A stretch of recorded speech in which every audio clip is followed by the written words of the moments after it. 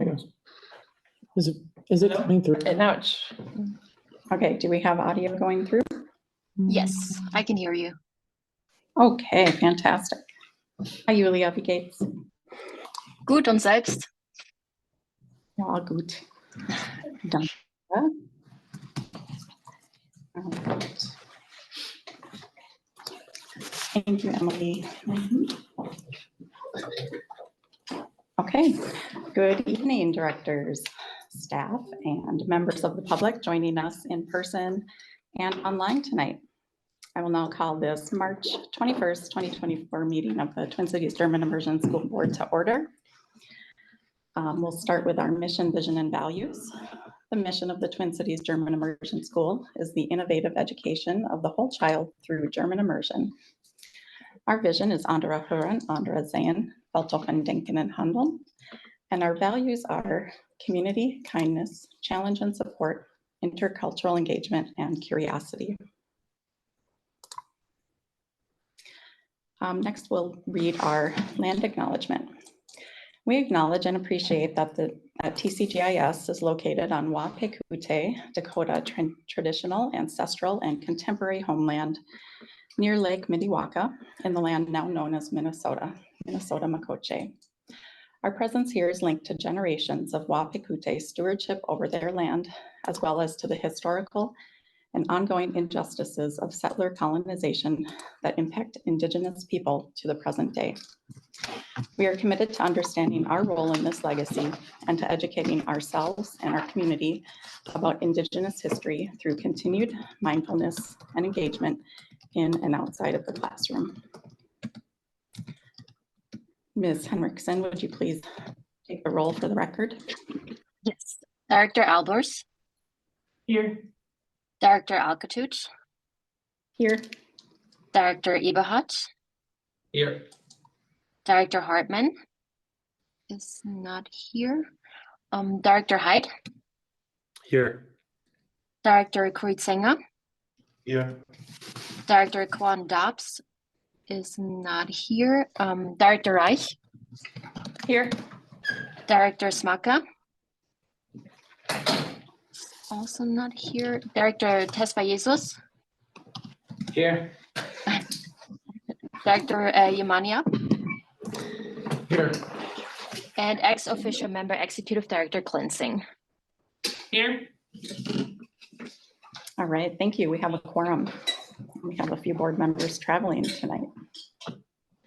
All right, first we need to approve the minutes from our last meeting. Are there any edits to the meeting minutes as shown in the packet?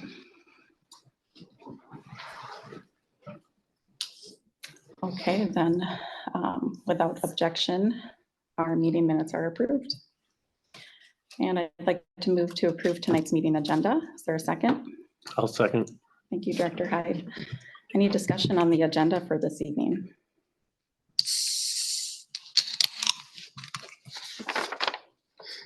Okay, hearing no discussion. All those in favor of approving tonight's agenda, say aye. Aye. All those opposed, say nay. Agenda is approved. Thank you. And next, we have the opportunity for open forum for public comment. Is there anyone in attendance tonight who would like to address the board in public comment?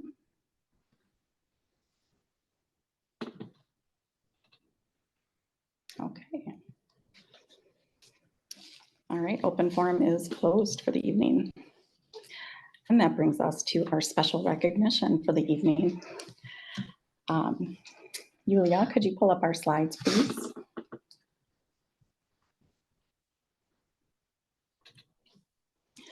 Okay, we have some parent volunteers, some staff volunteers, and some students here to recognize tonight.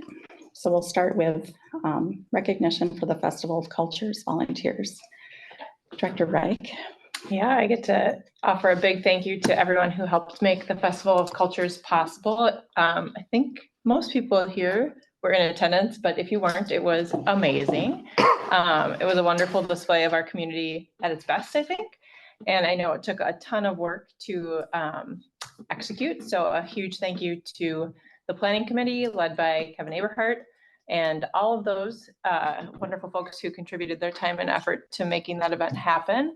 We'd also like to give a big thank you to the table hosts. I counted 18 table hosts representing different cultures to help our community learn about all kinds of traditions around the world. So that was really, really fun. And so just, yeah, a big thank you to everybody who helped behind the scenes, helped day of, and everybody who came and attended to help support the efforts of the Diversity and Belonging Committee. So big thank you for the Festival of Cultures crew. Thank you.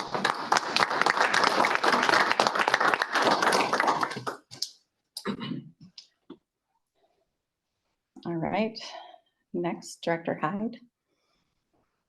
Can you provide this recognition? And next, we want to thank the volunteers for Hermese's Memorial.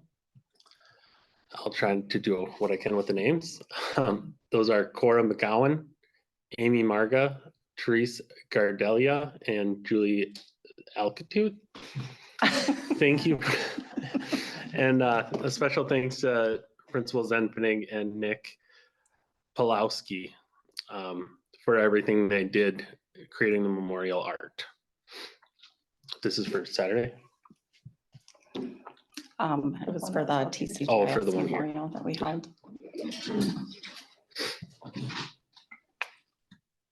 And that brings us to our students who we are happy to recognize tonight.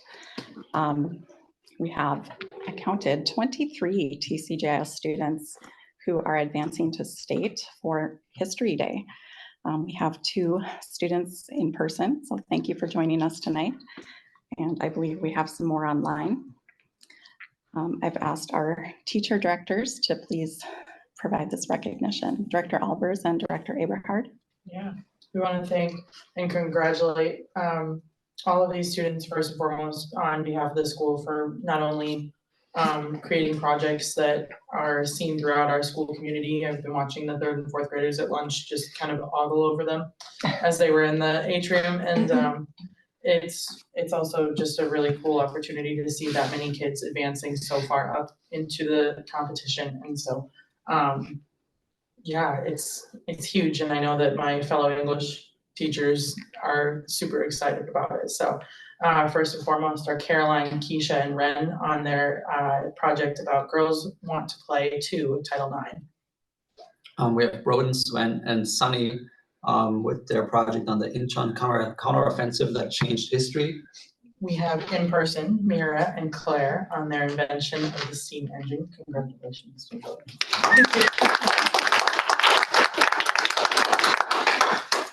Greta for the Newsies strike, Stand for Tomorrow. Eloise for improving the lives of farm workers. Maple and Vivi for Elizabeth Friedman, the Codebreaker. Andres and Elias, the Battle of Stalingrad. Julian and Gus for the Maritime Safety Laws of 1978. Max for the sinking of the USS Maine. Marcone and Leor for the Battle of Ottawa. And Charlie, Quinn, and Julian on Boeing and Affordable Flight. Wow.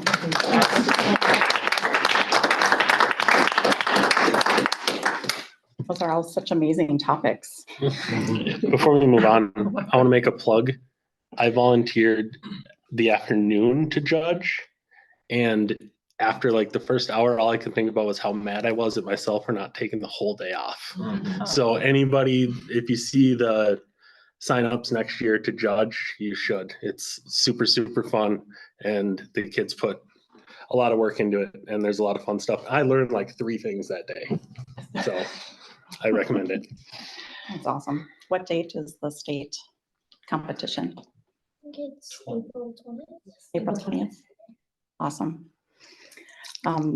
Do you go and present? Yes. Yeah, I think just like it's- here? No, not, well, it's in Minnesota, but I think it's at the U of M. No, I don't know. where No, it's at the convention center. I don't know where that is, but, yeah, usually there's the school one, and then regionals, which is usually at the U of M, and then state, which change, I don't know. And then nationals is in Washington DC. And so students who make it to nationals get to fly or drive, I guess, over there and participate in nationals. Wow, that's very exciting. What grade are you in? Is this your first history day or? No, this is our second, we're in 7th grade, and students who participate in history day start in 6th grade. So yeah, 6th grade, yes. How did you choose your topic? Oh yeah, we were kind of brainstorming once we found out what the kind of big category for this year was, Turning Points History, right? Yeah. And so we were kind of brainstorming and we had a couple of ideas, but this one really stuck out to us because we thought it was such an important turning point in history because it led to lots of different inventions like the automobile and the locomotive. So we thought it would be a very good topic for History Day. Excellent. Excellent, yeah. What, did you do a paper or We did an exhibit. an exhibit, Group like the poster boards? How long did you work on your exhibit? Like from starting the research to presentation? So 6th graders start a lot earlier because it's their first year, but 7th and 8th graders start later. I don't like that idea because so History Day is like an optional curriculum for the school, I'm pretty sure, so you still have to do other things, so you would have to take breaks to do other things, and that would give you less time to work on it, so it was really a time crunch, but we made it out in the end, but it was kind of stressful, so.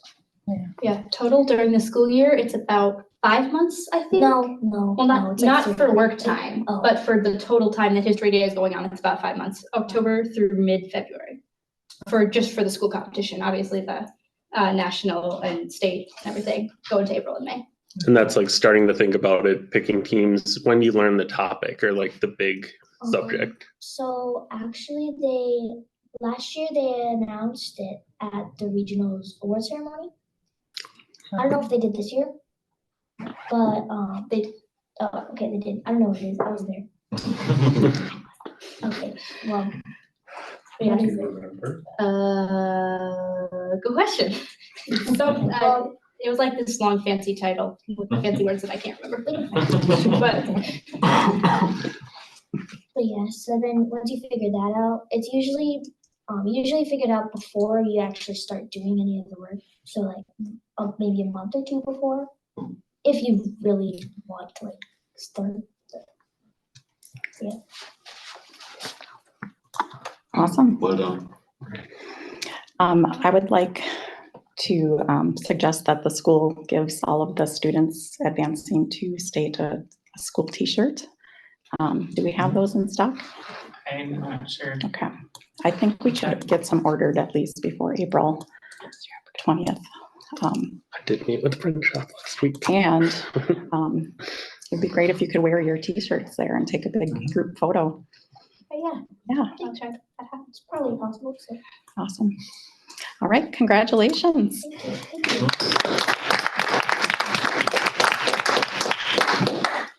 Let's take a 5-minute recess so that we can all shake these students' hands. We'll be back in 5 at 6:50.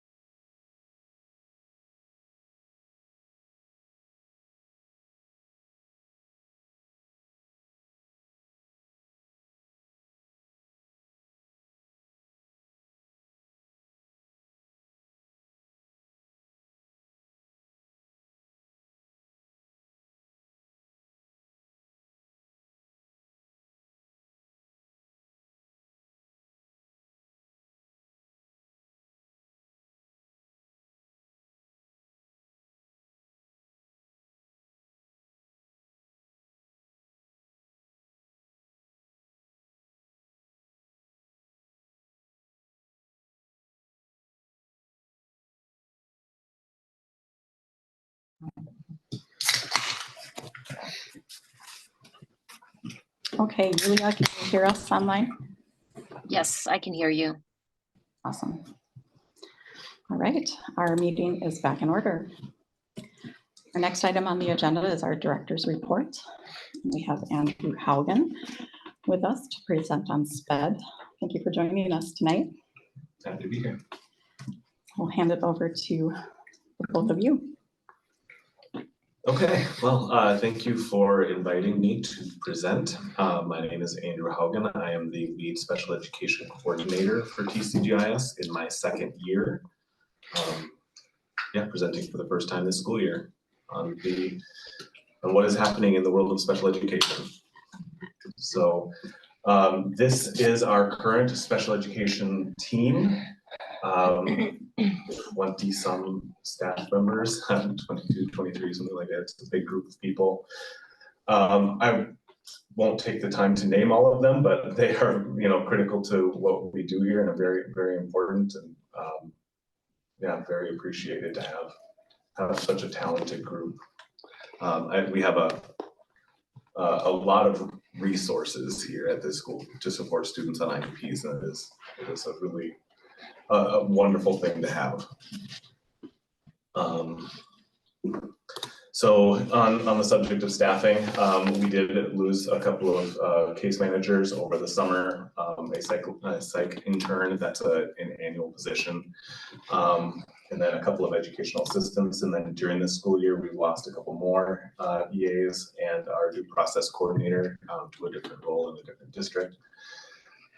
We have been able to hire a special education teacher, and that's an exciting situation. Zach was an EA here who then went through our teacher training program with St. Thomas and is now in his first year as a case manager, doing a really great job. We got to have another second intern for the year. We were able to hire a full-time social worker for our special education department to support with teaching social skills and regulation skills and consulting with our teams on behavior management, et cetera. Kirsten Voss has been wonderful. And then 5 educational assistants to fill some of those vacancies. So hiring is a constant part of the job. Just a note for the board that Zach, who was mentioned, was a grow your own licensed staff member. So Twin Cities Urban Immersion did kick in a matching grant with the University of St. Thomas and the state in order to support 3 teachers in getting licensed, and Zach was one of those teachers. Yeah, so we can, I'm not going to, again, name all of these, but these are contracted services. So we are not able to hire, but we have student needs in a certain area, right? And sometimes it doesn't make sense to hire certain positions, like to have a full-time audiologist, for example, like we contract that service out. But so these are the contracts that we either have ongoing or at some point this year we've contracted for this support. So again, a pretty big part of the job is identifying student need and then identifying who is going to provide that service. Next slide, please. So our special education students, we get our child count numbers at a couple of different times of the year. Most recent child count was on December 1. So these are not our current numbers, but this is as of December 1 child count. You can see that the number of students on IEPs is slightly lower this year than it has been in previous years. Those percentages are on the low side, and state average is right around 15%. That is, I think, attribute that to the hard work that our ADSIS team does, our Tier 2 intervention program, in what they do to keep students out of special education. That is the idea behind a multi-tiered system of support, and we can see the benefits of that with our child count numbers. those are not, the primary disability, that does not capture all students. There are some low incidence disabilities like deaf, hard of hearing, et cetera, that are not listed, but you can see most of our students on IEPs, or the majority are speech language impaired, and then OHD are like often students with ADHD. Specific learning disabilities is third, autism spectrum disorders, 9 students, and then emotional behavior disorders, 8. So after speech language impaired, there's a pretty even level of distribution with student need. And then again, like I mentioned, a couple of lower incidence disabilities. Federal setting, so this is a designation of how much time students spend in special education. A large majority of our students that we are serving on IEPs receive their support within the classroom with very limited amounts of pull-out support from special education. So those are teachers that are, those are students that we're serving through co-teaching, through pushing in, through a number of different innovative models. There are a couple that receive anywhere between 21 to 60% of their day. So they're getting almost half of their day with special education support. And then recently we have one student here who is federal setting 3, which is a majority of their day. Over 61% is spent in a special education setting outside of the general education classroom. And we're legally obligated to have students in their least restrictive environment. So we try to keep students in setting 1 as much as possible and service them. That's where we have to try to make sure that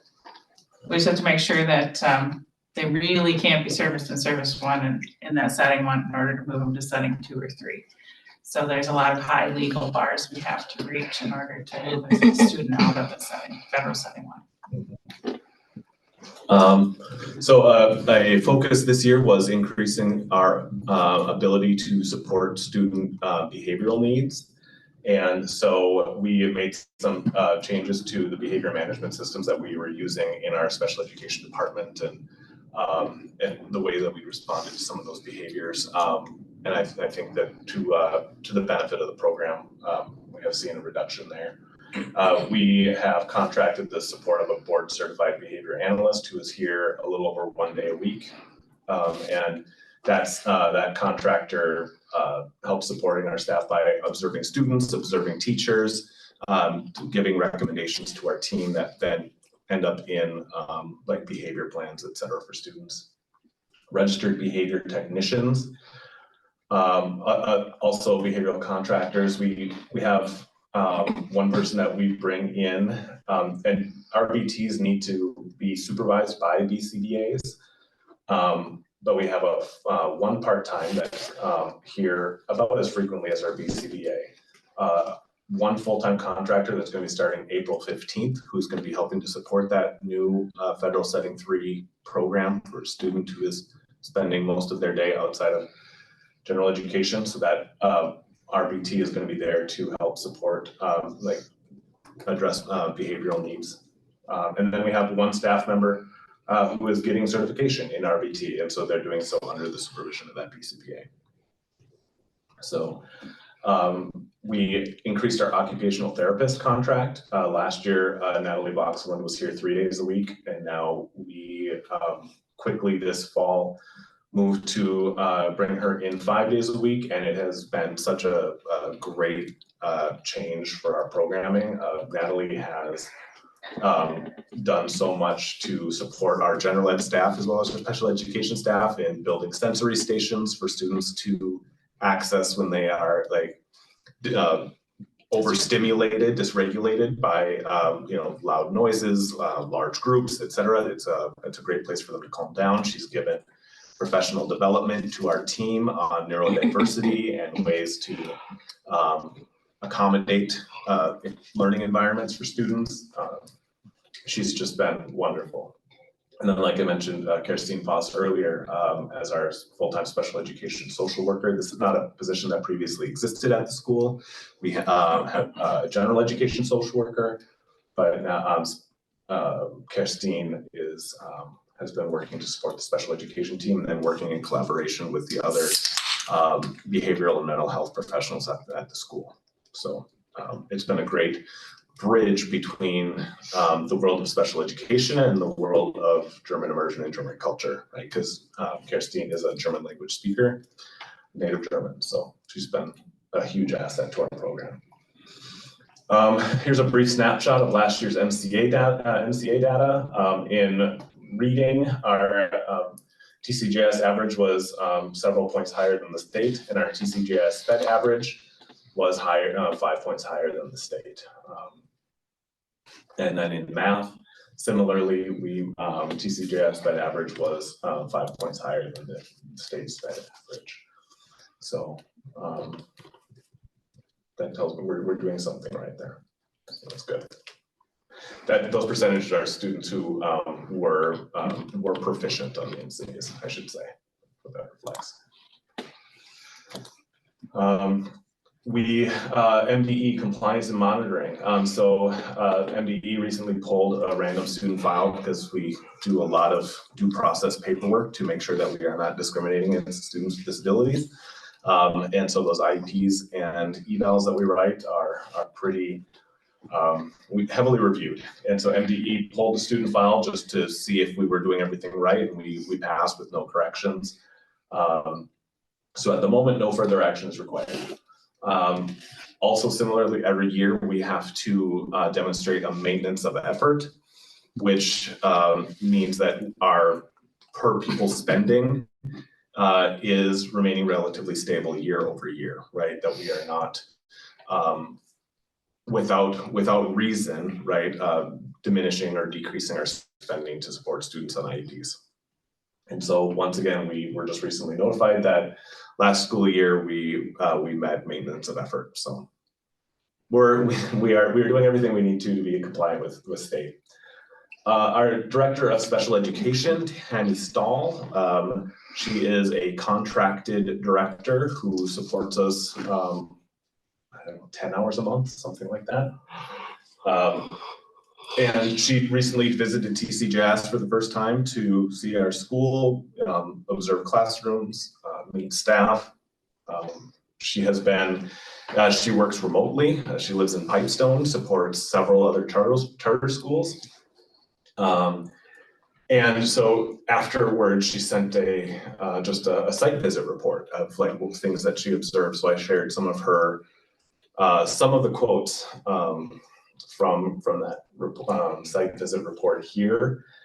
If you don't mind, I'll read that aloud for you in case you can't see it. But she said that the overall school climate was notably positive, fostering an environment conducive to learning and growth. I encountered very few behavioral issues among the students, indicating a well-maintained and supportive atmosphere.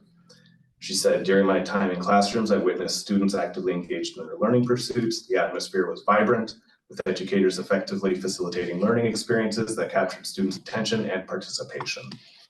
One of the strongest endorsements I can provide is that this is a school where I would confidently enroll my own children. My experience at TCJIS has reinforced my belief in its capacity to provide a top-tier education. The dedication of the staff, coupled with a positive school climate and engaged student body, instills trust in the school's ability to consistently deliver a high-quality educational experience. I wholeheartedly recommend Twin Cities German Immersion School to others seeking an exceptional learning environment for their children. And so this was after visiting general education classrooms, talking to general education teachers, as well as our special education one. She was thoroughly impressed by our school. One of our biggest commitments as a department this year was to co-teaching. Co-teaching is an instructional approach between special education and general education teachers who co-plan together. They co-deliver instruction. The concept is a student who is sitting in the classroom would not necessarily know who the general education teacher is and the special education teacher is, right? Because they have shared equal responsibility for instruction. It is not like a teacher and assistant type model, right? And so this year we have 2 special education and 2 general education teachers who thus far this year have received 3 professional development sessions. 1 more is scheduled for May. Director Albers is one of our co-teaching pairs. So the idea there is in two fifth grade cohorts, the special education and general education teachers co-teach the math and ELA English sections. So the first couple of hours of the day, two of our fifth grade cohorts are getting significantly more support with their learning and getting kind of set for the day. The idea with co-teaching is that it really is to the benefit of all students in the classroom, not just general education or special education ones, right? Because all students can benefit from that sort of individual attention or modified learning. So we are committed to, we are committed to co-teaching, an ongoing co-teaching model based on student needs. So as classes turn over, we will support where we can. But that is something that we fundamentally believe in for supporting students. This year we've done a lot of professional development. Presenting on Special Ed 101, just like what is special education in the United States and in the state of Minnesota, what does it look like? What are we supposed to do? That is something I've done. That is a training I've done several times this year for each semester for our interns, in the summer for our new teachers, and then just ongoing support. Our co-teaching PD, like I previously mentioned, our occupational therapy and speech referrals was delivered for all staff by our speech and language pathologist and occupational therapist. I referenced the neurodiversity training that was provided by Natalie. Responses to student behavior was provided for all staff. CPI training for verbal de-escalation, that's a training that some of our staff go through every year for, like, if we are to do physical holding or blocking and disengagement, those sorts of skills. We go through training in special education, as well as some members of admin, some of our behavior response team or our mental health team also get that training.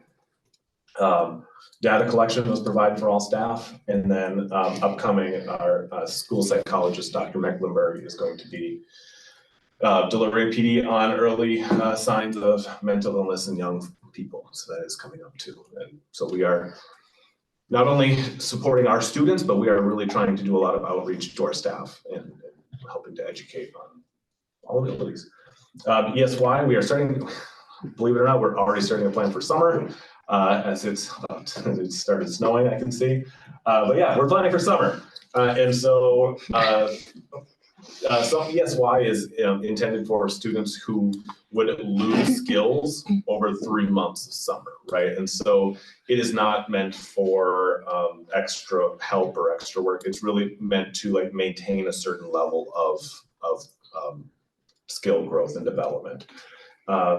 We have of our like 70 students on IEPs, usually about 7 or 8 will qualify for extended school year. Last year we had 4 actually attend. And that's set for 12 days in July. And so we are about to start notifying families, hiring, and getting a sense of how many students we're actually going to be providing ESY for. ESY is not summer school. Summer school, we are currently working on how, I say we, Elizabeth is working on how we're going to do summer school this year. But that's a different program and will likely be delivered at different times than extended school year. We tend to pay for that with our title funds. Mm-hmm. Yep. Next slide. Yep. Special Education Advisory Council is something that council's purpose is to bring community members together to discuss issues related to special education. Recently, it's been just like department updates. Here's what is happening in our department. Here's what is happening with and for your children. But we've also done like we have a new parent co-chair, Marissa Jacobson, and I'm very grateful that she volunteered. But we also talking about like sensory accommodations, and beginning to at our next meeting on Monday, we're going to be discussing some outreach options and ways to increase our attendance and participation in Special Ed Advisory Council. So you can see the dates. In September, we didn't have anybody attend. That should say 2, because Director and Albers and I were there. But otherwise, in November, we had 8, and then we had 6 more in January. And so I'm hoping for better attendance in March. I'm getting better about early enough communication about when those meetings are occurring. So anyway, so there you go. That Special Education Advisory Council. I'm getting the hang of that council, where I felt thrown into it a little bit last year, and I think this year's been a little bit better. Yeah, so looking forward, what we're focusing on. We went through a little bit of a math curriculum review this year. We picked a math curriculum, and now we just need to figure out training for our staff on using that new math curriculum. So we're working on that. Special education team needs professional development and literacy for compliance with the READ Act, which we're going to be focused a lot on next year. Continuing to do CPI training. This year we did a slightly different model. I mentioned that's for like physical holds and de-escalation techniques. There's a sort of philosophy that the more people that know how to do it, the more likely they are to use it, which is kind of counterintuitive to what we actually want. We don't want to be putting students in physical holds unless it is an emergency. And so we are sort of rethinking that model because we want people to have that training, but how many should have it and who should they be? And so like trying to identify what that's going to be. And the primary, I think, benefit from that training is the verbal de-escalation training, which doesn't require physical holds. And so I thought it was great when you split it in half this past session. So maybe it'd be great if we could give people at least that verbal de-escalation part. Well, they wouldn't have to have the physical holds. And increase the number of staff who have that verbal de-escalation training beyond the 20 or so that have already received it. Right. Looking forward, we are considering service delivery model changes, right? Right now, we have our 5 special education teachers and then they are responsible for case management and service delivery and instructional planning and design and planning with classroom teachers. It is a big burden. It's a hard job to do and getting harder every year. And so how can we keep our special education teachers from burning out? And so that is something that we are talking about and planning for next year about ways that we can bring some relief. And so we are trying some things this spring to see how that looks and what changes that might bring for next year. Child find, you saw on an earlier slide that we are a little bit low in our special education numbers right now compared to the state average and compared to where the school has been. And that a lot of reasons that has been the case, but there is how are we doing in identifying students with disabilities, and are we truly capturing all students who might be needing special education services and support? So kind of doing some internal auditing around our child find process. And like I've referenced several times, just ongoing staffing concerns is hard to is a hard job and getting harder every year. So how do we make people feel supported and make the job not feel impossible? So that is and worth doing for what we are doing. And there's a shortage of licensed all over the state people in special ed. So we've had a number of positions posted all year that we've had no applications for. Yep. I have a few questions, if you don't mind. Yeah, that's. So one, you talked about staffing concerns. When you started, there was a big list of staffing. From what you showed, you guys do good work. Are we right-sized in our staffing, or? Great question. I think so. Okay. Compared to other schools, right? To similar sized charter schools, I think the fact that we are carrying caseloads of maybe 12 students is low. Many other schools are some 15, 18, 20 in mid. So we are doing well, but that doesn't necessarily make it feel easy. So and not that it's supposed to feel easy, but we want to feel successful. Maybe that's a better word. So, And in terms of the budget, we're considered part of the maintenance of effort. What they look at is how much we're spending, which is predominantly an expense of staffing. Right. And if anything, they think we're just a tad low on what we're spending. So I think we're right sized in terms of our staff. We probably can add a couple more. We're never worried about that, which is nice because some places have to worry the other direction Right. while they're trying to service. That's a good question, and it's something we're constantly monitoring. Because you kind of, sorry, go ahead. no, I was just about to say, hiring educational assistants has been a real challenge. Our classroom support, our student support. And so we have been contracting through a service called Zen Educate for some long-term and short-term subs. We've had much more success with that contract this year than last year. In fact, we hired away 2 educational assistants from Zen Educate this year because they were just wonderful. And they enjoyed our school and wanted to remain. And so we made an offer and they accepted and we bought out their contract. And so, we will continue to look at those sorts of options, but we haven't we've had some applications through our website and through Indeed, et cetera. And then we've had some interviews, but none that have resulted in hires. So, okay. And then you touched on it a little bit. I guess where I was trying to take this to was, one, how do we compare to our competitor schools, so to say? I hate to say that word, but we're competing for the same kids. And then do you guys get involved when parents come and potentially either tour the school or talk to the staff about what special education, I don't want to, what's the right word, options there are, or for their children that they could potentially use? Are you guys part of those discussions? Awesome questions. So we have some services that we can advertise that are otherwise other schools wouldn't necessarily have. Like the fact that we have a full-time school psychologist and a psych intern and a social worker, and BCBA and RBTs. Like those are things that they might have access to in larger districts, but for schools our size, I think are pretty unique. Okay.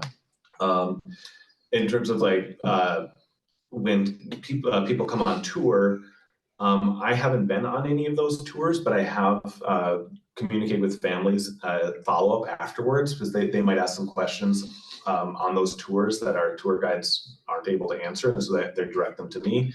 So that happens pretty often. Okay. Nicole Chriselle and I just today talked about, because I ran into a tour that was happening yesterday after school, and listening in on some of the questions. And so we are looking at ways that, because they are SVP, right? And so if there were a way that they could indicate whether or not they had special ed related questions, right. And so therefore I could be present for part of that. So we just talked about that process today, and how we can do that, because I have had some questions about my child has these disabilities. Is an immersion program right for them? Right. And so those are very common questions, and the answer is always we will do what we need to do to make your child successful in this environment. So. Thank you. Yeah, of course. Can I follow up on that? Yeah. What does the immersion literature or whatever say to that question? What's the answer? Last year we had Dr. Tara Fortune come and speak to our Special Education Advisory Council. She works for Carey Institute, University of Minnesota. I don't know, but she wrote a book about struggling learners in immersion settings that it's very good. You have it, and it's mixed, right? I think it sort of depends on the learner and depends on the supports that are in place for them, and it's I don't know if it's a very thoroughly researched topic, but yeah, it's a very interesting question. What you asked the question about what the literature says. It says what Andrew said, which is we really service kids to the best of our ability to make this as successful of an environment as possible. And then we have all the typical special education services available that you would find in a regular Minnesota public school. So we have the Setting 3 program now that didn't exist at the beginning of the year, but student need dictated that we have that in place. And so we pivoted in the middle of the school year and built one from nothing. And it is, so if a student were to enroll and they have that need, we will do what we can. We will find the resources and the services to meet that need. Other questions? I had a question actually regarding the settings. You said like it was largely based on how much time students spend in whatever setting, like in the classroom or outside. And you said you had to build up that program. Like, what is the Setting 3 program? What do you have to build up for that? So that requires a teacher who is available to one individual student for the majority of their day. It involves trained educational assistants who are there for a majority of their day. It requires a room. It requires materials and resources. So because we need to create an educational setting, just like another classroom in a very short amount of time that is fully staffed and stocked. So part of it, we had to move several of our staff members, had to give up their offices and then, bounce around a little bit. And so it was a process. And to be clear, there could be other kids that could be in there at the same time. Right. It's really just a specialized setting that's not considered a general ed classroom. And so there could be 2 or 3 students in there at a time, but right now we only have 1 student who needs that kind of setting. Right, and they can do small groups, so we can pull other kids in. That kid can go to other activities or things out in the building, but it just, when we refer to time, right, it's like the number of minutes that they're in, outside of a general education class. And it is easier to meet that need in a more self-contained setting. Thank you. Dr. Kritzinger? This is a question for you and probably also for Kevin, who can compare that to schools in, let's say, Europe. And my school time is like more than 40 years past and stuff. So how does this compare? Do European schools or like Austrian, German schools have a program like this also, or is this very unique to the US school system? European schools have that too. In Germany and Austria, you have the special case that you have, especially beyond elementary school, you have the 2 systems, like the more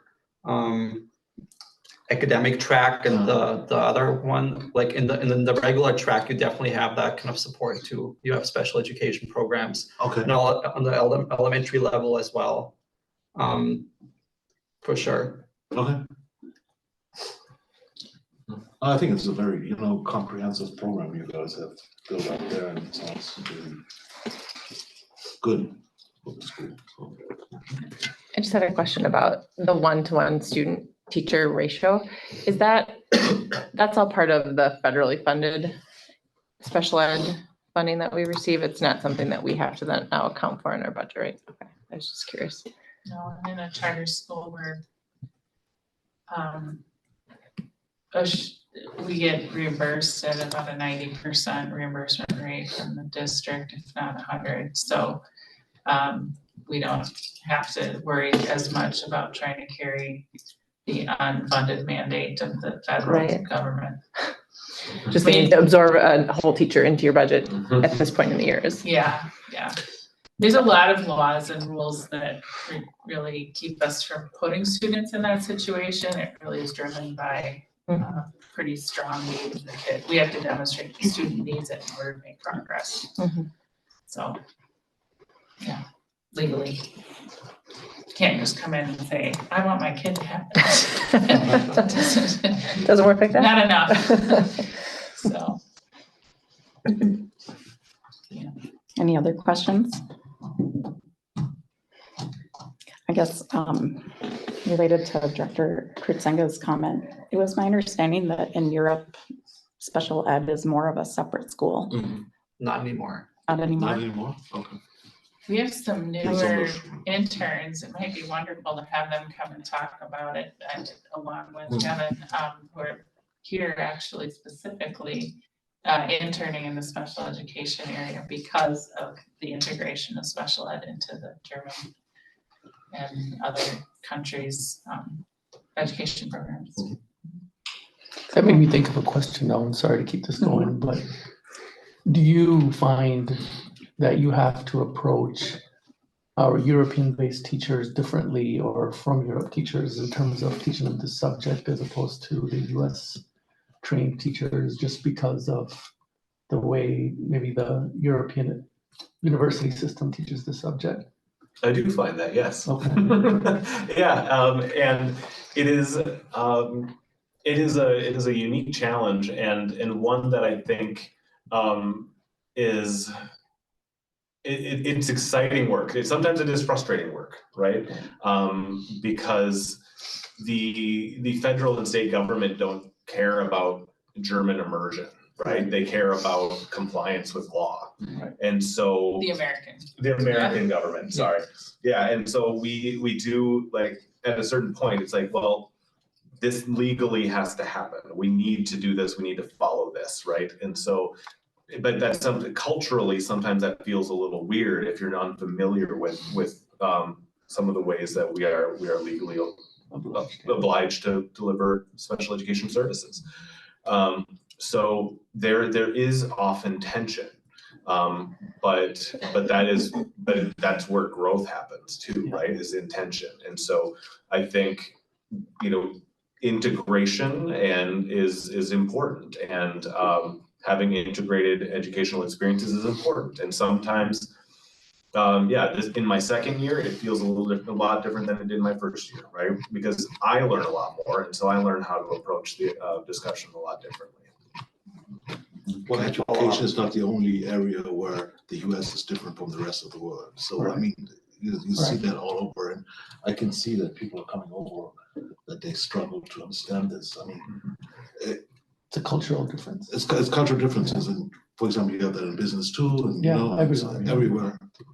Can I follow up on that? Sure. I think it's a lot of it is based in, like getting to know each other and like understanding like where the American system comes from and where the German or whatever other European system, like what they're doing. Because a lot of the times when you get teachers from Europe that went through a university training for schools that don't really deal with special education students, right. because that exists, that was my training, for example. Because we have these schools that are on a very academic track where special education students would probably not go to. So that's not really part of the university training. But then there are these other teachers who went to school for like the elementary education or like middle school education with that, where special education students do also attend.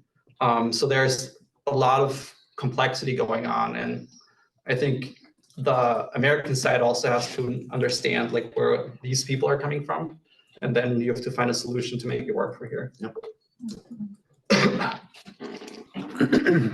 Director Hyde? Is the further education in European countries changing with the changing structure? Like, have you talked to any newer teachers or interns? Like, are they getting more sped training and stuff like that in general education? Yeah, but it still depends on like what school you go to university to end up teaching at.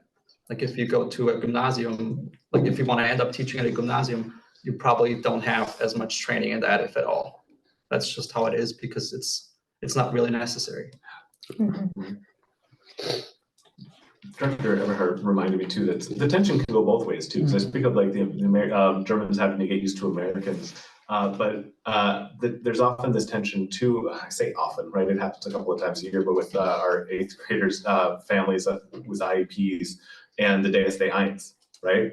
Because the DS de Eins is not a federal, a U.S. test, it is a German test, right? And so some of our students have accommodations that they're legally allowed to have on like the MCAs, for example.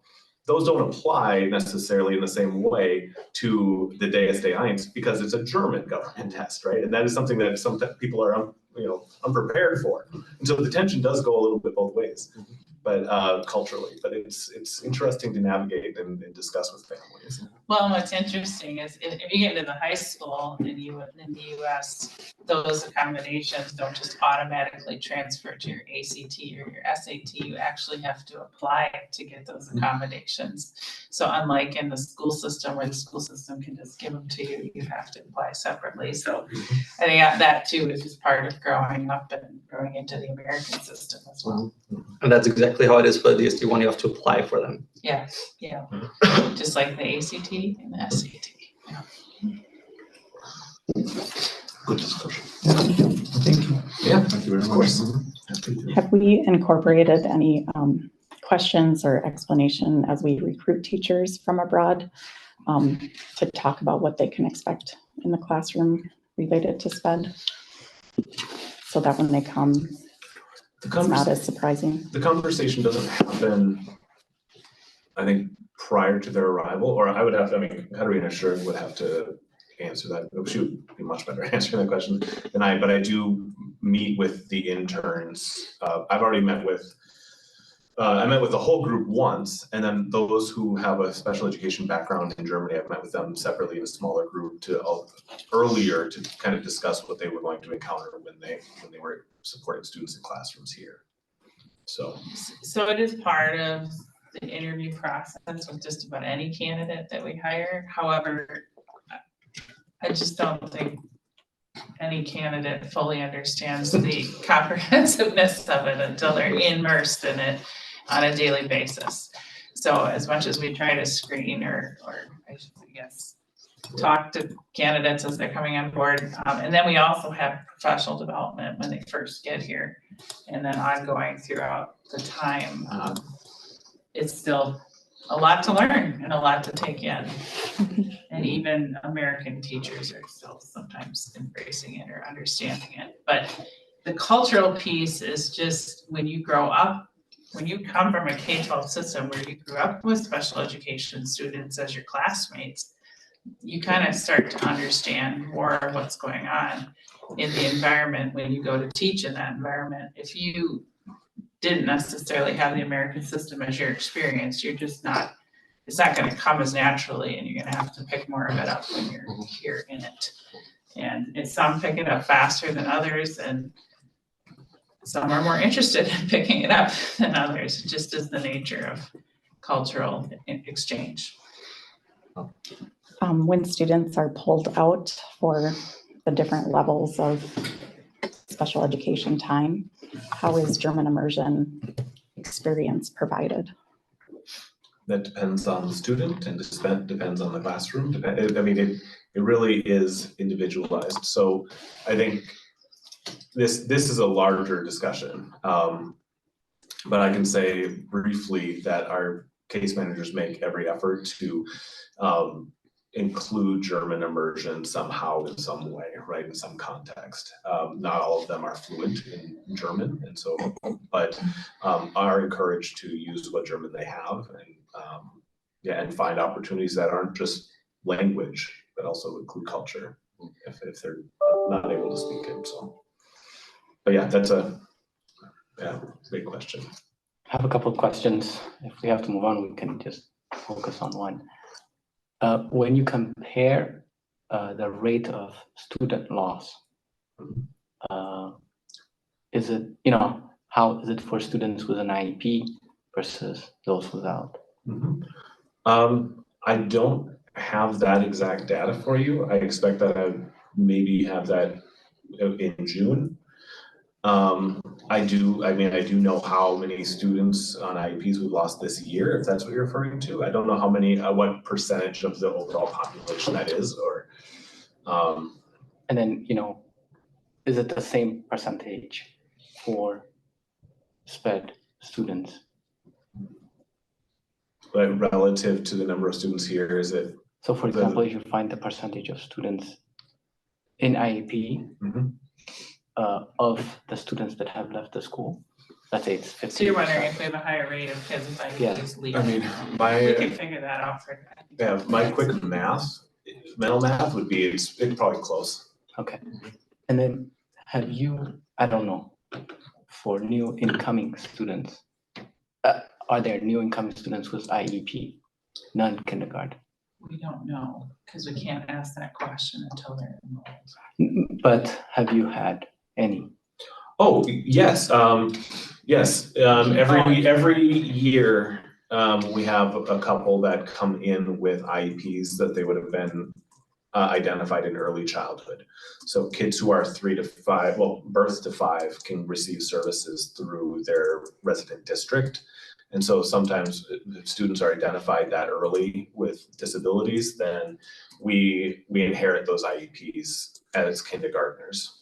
And are they compatible with how you do? We do, yep, so for new students, we do intake meetings where we look at the services that were previously provided. And then we adjust them based on what we think the students' needs will be in our school setting. And so those meetings happen August, early September every year with those families, whether they're in kindergarten or incoming 3rd, 5th graders, whatever. And that's when the contracting ones, would you be using a lot of those, right?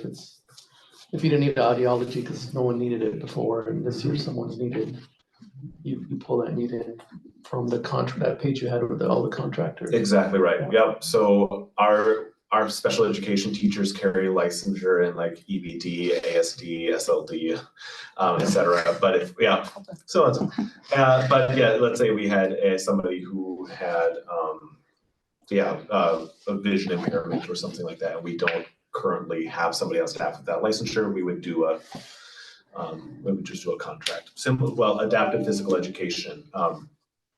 We have some students only a couple students that need that, so it just makes sense for us to contract that out than hire somebody to have on staff with that licensure.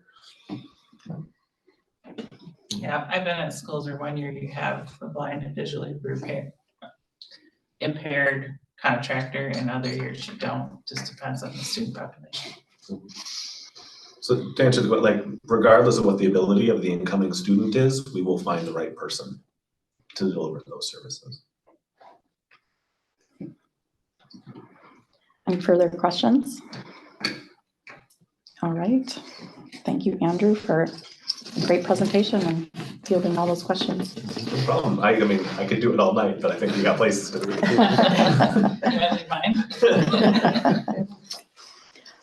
Director Klinsing, we have until 8 o'clock on the agenda for your talk. Do you need more time? I don't think so, unless there's a lot of questions.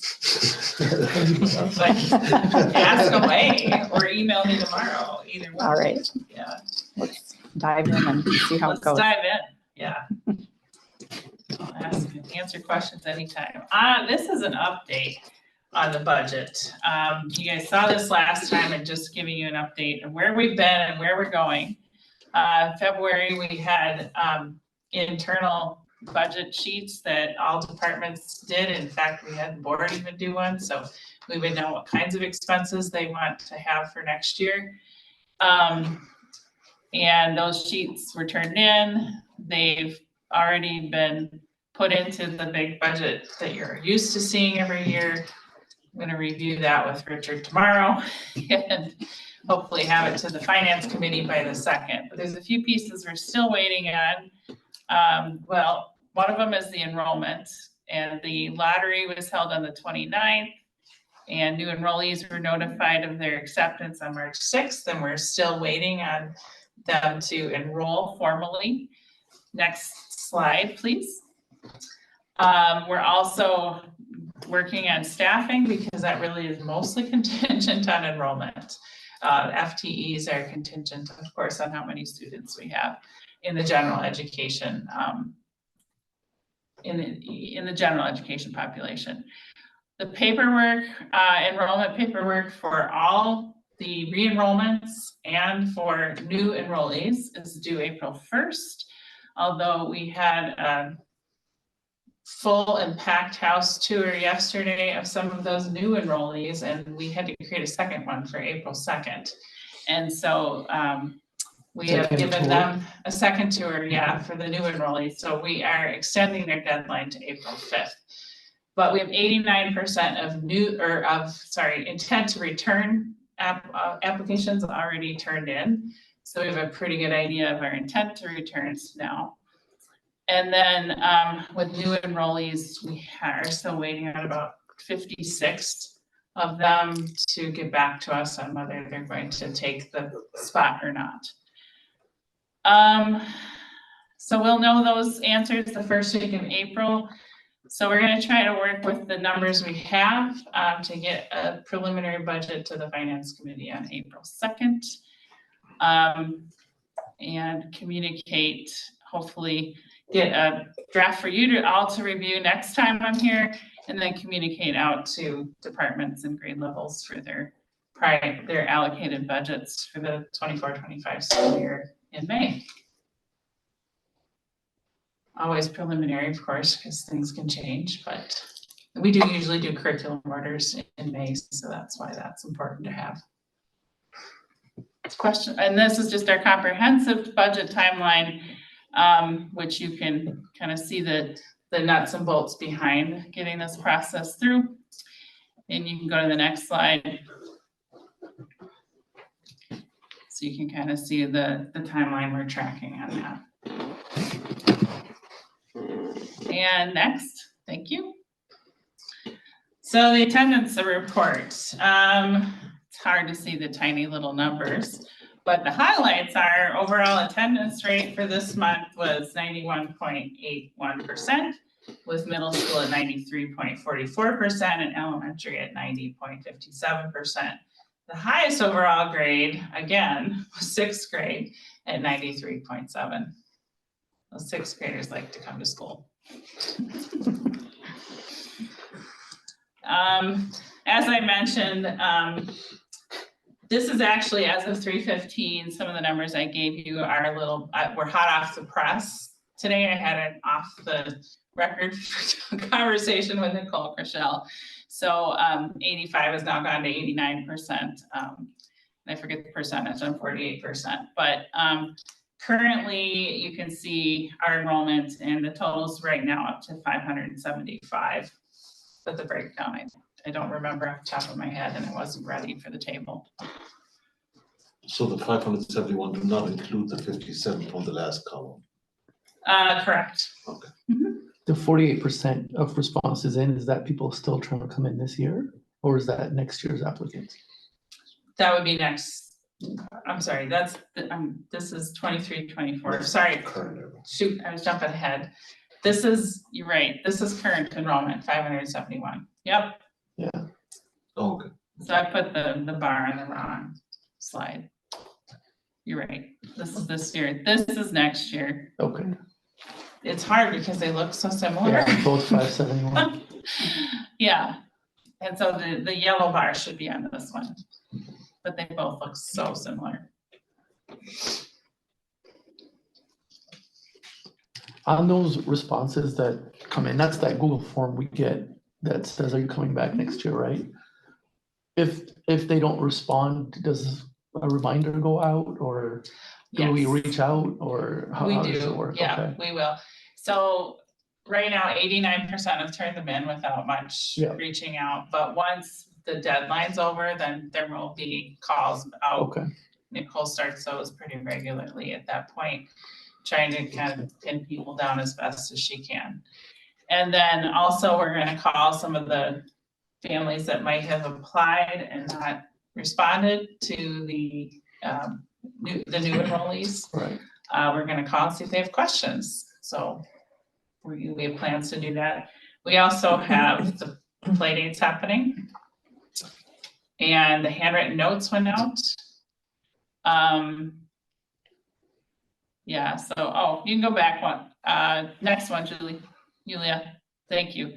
So just to give you an idea, right now, we're kind of at that 90% retention of the people that have applied and enrolled. We're almost there.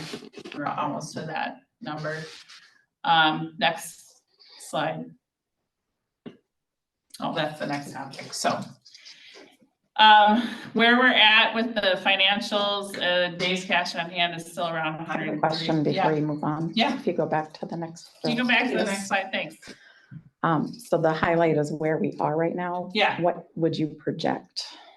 Which one do you think we'll end up at with your crystal ball? My crystal ball has us at somewhere between the 95 and the 92%. So somewhere around 600. 600. Okay. Yeah, if we trend like we did last year, we should absolutely make 600. And that's based on that we had 4% attrition over the summer. Right. Yeah. And how many kindergartners? I think we'll have 3 full kindergartens.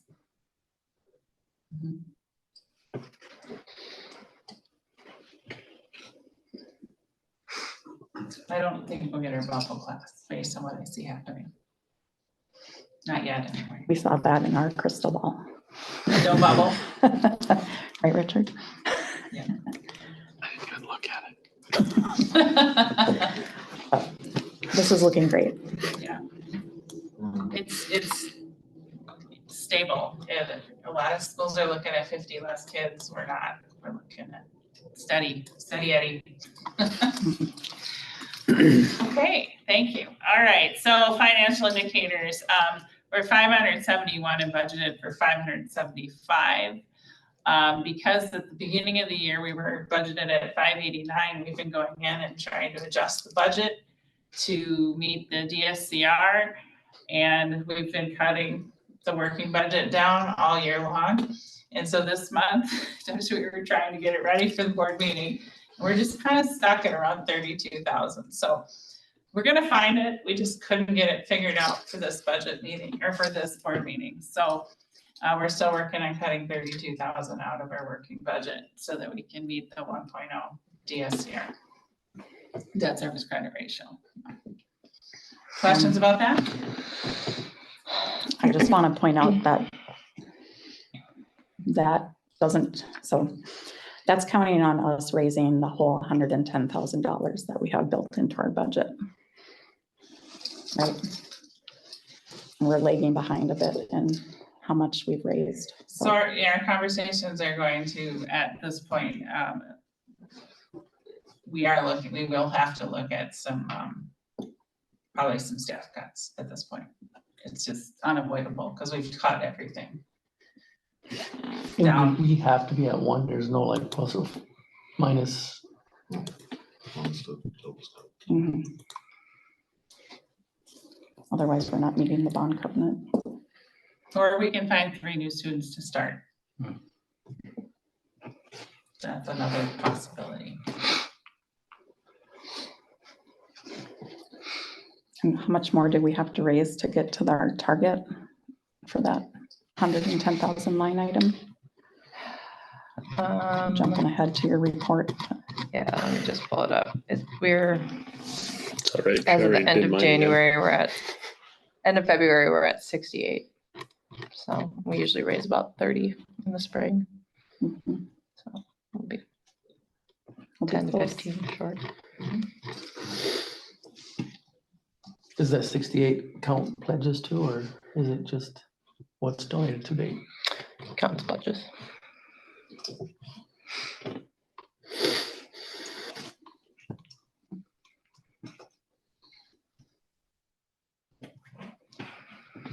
All right, thank you. Okay, next, there we go. Good news about our budget is we don't owe the state any aid adjustments for compensatory revenue. They, last time, right, the day before, I think we had a board meeting at the last meeting, we got notified that we were going to have an audit. They came in the following Tuesday. The audit report found that our compensatory revenue has been accurately calculated over the years, and therefore no aid adjustments are required. And this is great news because I've seen lots of problems with this in other schools, and they've owed as much as 6 figures. So very happy that we have a clean audit on this compensatory revenue, and there wasn't much we could do to get ready. We did a lot to get ready for it, but we only had 5 days, so that's the good news. Next. Innovative education. One more budget question. Yeah. Is there any word on our employee retention credit final check coming? Yeah, no word yet. No. We're, yeah. Haven't heard much of anything. That would be a plus if that came in. It would help a lot of things. One thing that could help the 32,000 is I think our rental agreement's almost in place, so maybe we'll get some rental income before the end of the year. Along those lines, what about potential income from, for example, summer school? Where does that fall? Yeah, and that's most likely not gonna happen before the end of this school year. And most of the other revenue that we get from other programming has already been built into the budget. Just like the fundraising is. But the rental income is not, because it's a new thing for us, so. We're just one lawyer's read of the contract away from signing somebody on for renting or building, so. I'm not sure it'll be the full 30,000, but once we get one person in, we can get a couple more. Readathon finished this week. Assemblies are to follow to celebrate winners and for Frau Zonfetting and Frau Radeke to do something silly to celebrate. We also have plans for COVID relief funded summer school underway, and we're currently recruiting for staff. Teachers are preparing for spring conferences, and middle school is in a new format. And spring testing season's beginning, and reading MCAs have started. So you'll walk through the halls and see lots of signs up. Testing's in place. And of course, we saw our History Day finalists as featured in our recognition tonight. Next, thanks. German immersion, the 8th graders. I should actually, Director Eberhardt, talk about this one. You want to talk about the exams this week? How's it going? It's going. No, it's good. It's a lot of exams. I think we have a little over 40 8th graders taking it, and the oral exams are this week. We have one more day tomorrow. 80 students or 40 students? A little over 40, I think. 40. We also are in final preparations. The school is in final preparations for capstone with 37 8th graders going on capstone. They're going to have their last pre-departure meeting April, or coming up here, because they're 5 weeks away, and they're going to be gone April 27th to May 13th. How big is our 8th grade class? We just looked it up. There's about 20 kids We just not looked going. There's about 20 kids not going. That's really surprising. I feel like usually it's almost 100% that go. There is a lot of, to my knowledge, kids that have regular trips over there that may not have found this one to be maybe as exciting or meaningful in whatever way they see it. So, there's a little bit of that. There's some that just don't feel like it's the best choice to go. A trip with your peers is a lot different than a trip with your family. Once in a lifetime opportunity. Yeah, Gabby Meisminkler is here from ZFA in the last couple of days helping with the testing. So Director Eberhardt and I had lunch with her today, and that's pretty exciting. Okay, next. And whole child education, the therapy dog lounge started. You can see a picture there of that. Field trip inventory is nearing completion. Dr. Mecklenburg is doing professional development on mental illness coming up on March next week. The gender inclusion policy has been sent to diversity and belonging, and then it's going to governance. Or no, it was sent by diversity and belonging and it's going to governance.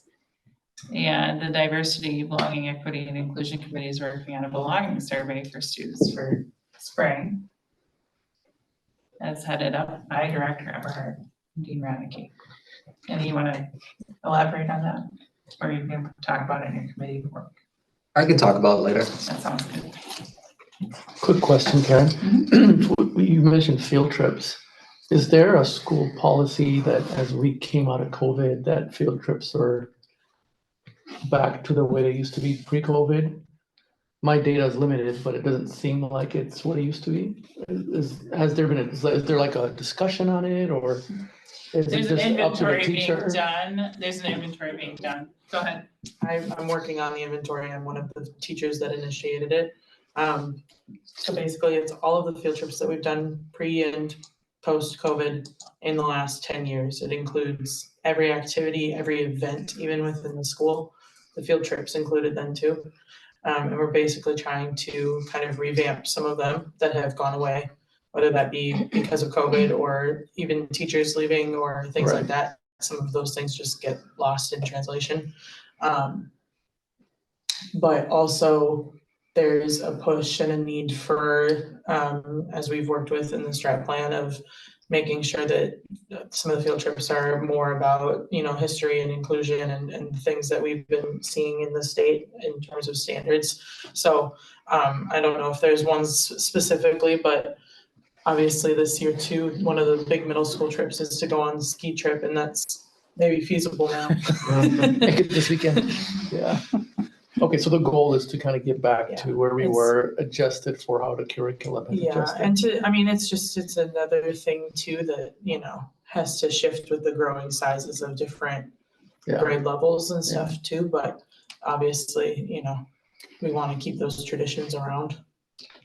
Yeah, we're definitely not to where things were before COVID, but there was a recognition this year that field trips could definitely get started. There was, I think, a few more this year than last year, and then this conversation came up with that inventory and figure out when they're happening. So that should be established and done and ready to go for next year. And I think field trips was one of the things you could put in the budget. I know we have a budget line item for it. Yeah. As part of our strategic plan, we discussed last week, the section where we say we'd like every grade to have a culturally unique field trip experience. So that's part of the inventory process, I think, too. Good. Just one other thing. I think there might be one grade that missed out on the 4th grade Fahrrad Führerschein, like the bicycle week, where they culminate in earning a German driver's license for bikes. Is that the case? It might be our current 6th graders. I don't think the 5th graders. I think it's the 5th graders. Or is it the 5th graders?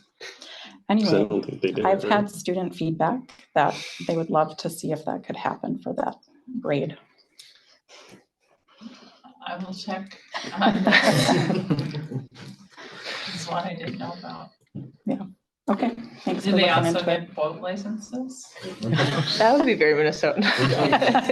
There's the school that did that. Well, they took the boat license exam in PE, yeah. 7th grade PE, I think. You may have seen some cards with some great messages on them, all over the atrium in February. That was a new event that I think we're gonna duplicate, and it coincided with a family cafe clutch.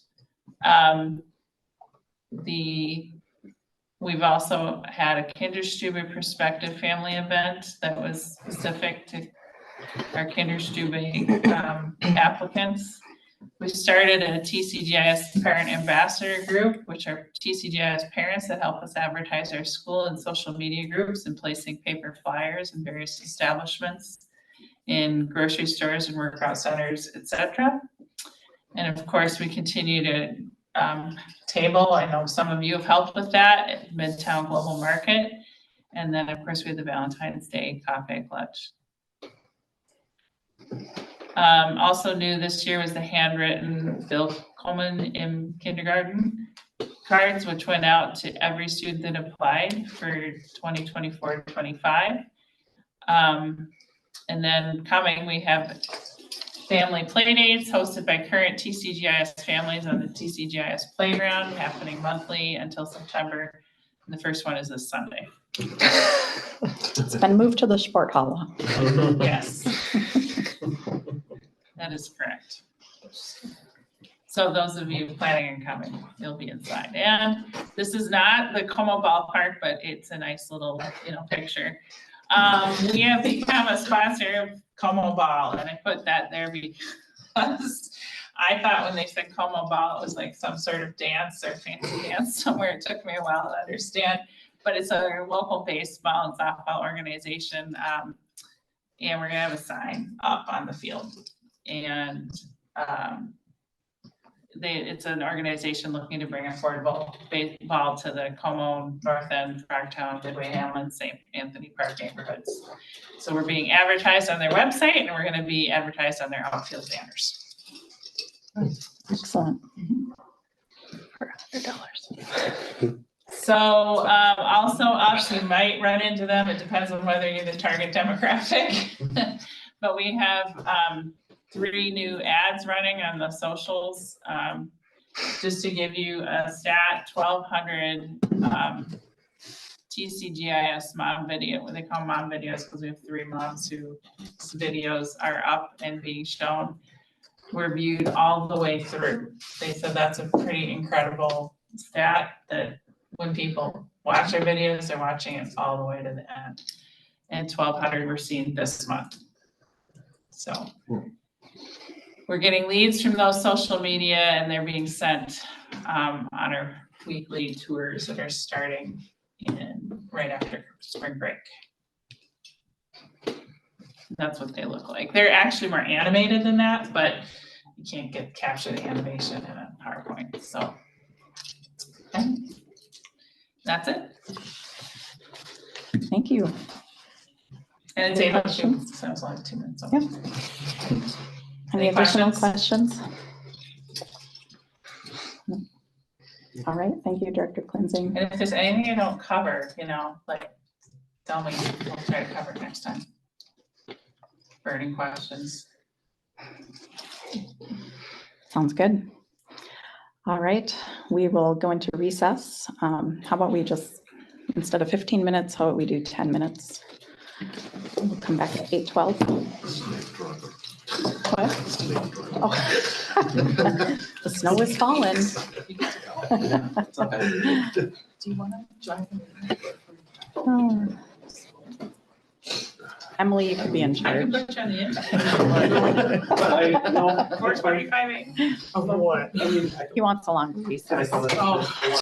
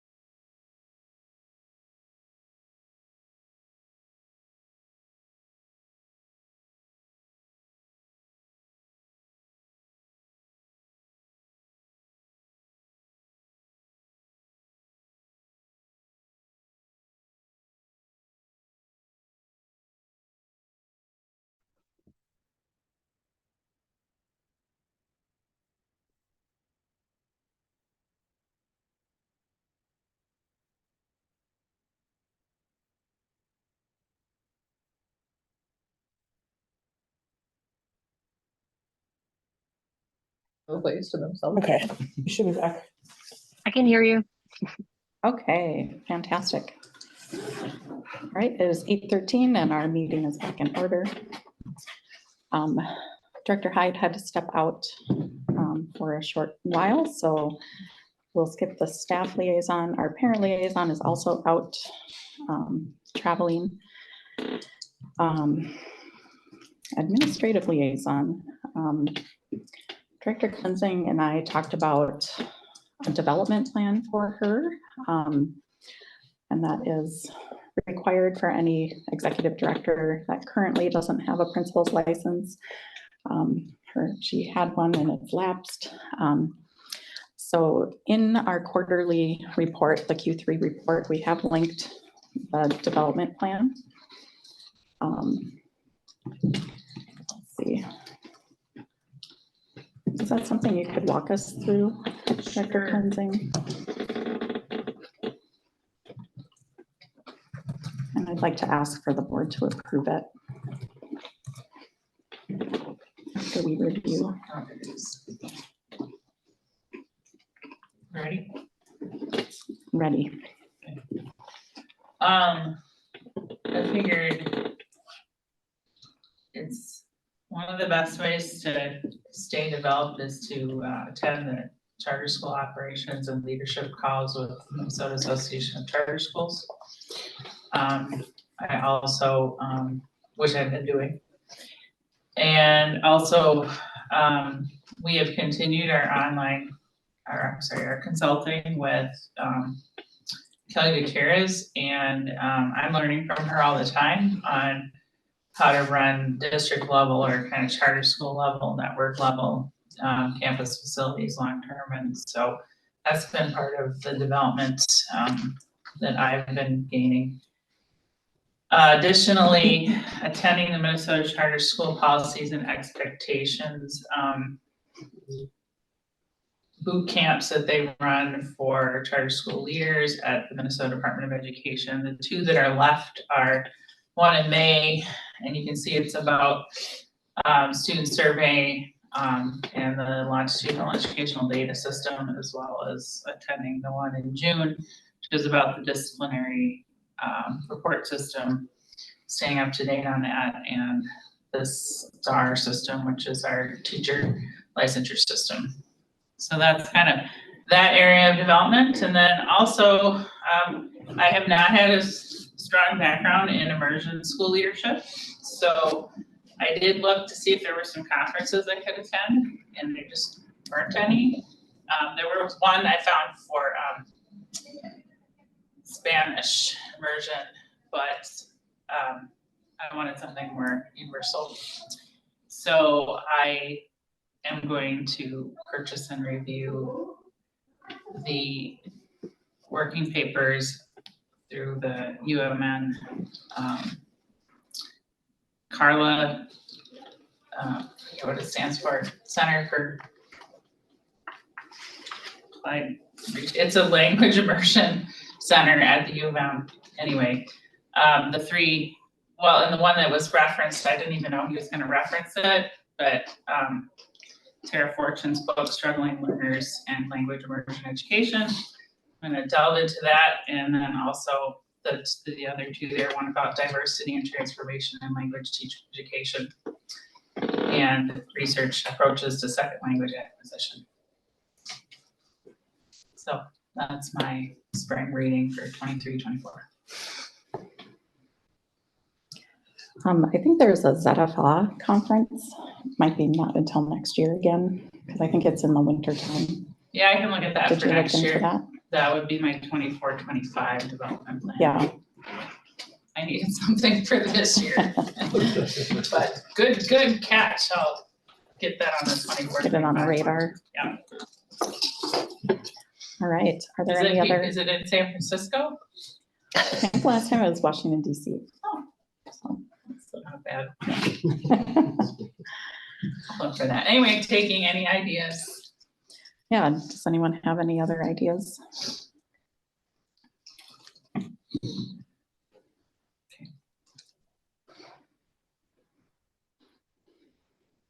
No. Okay.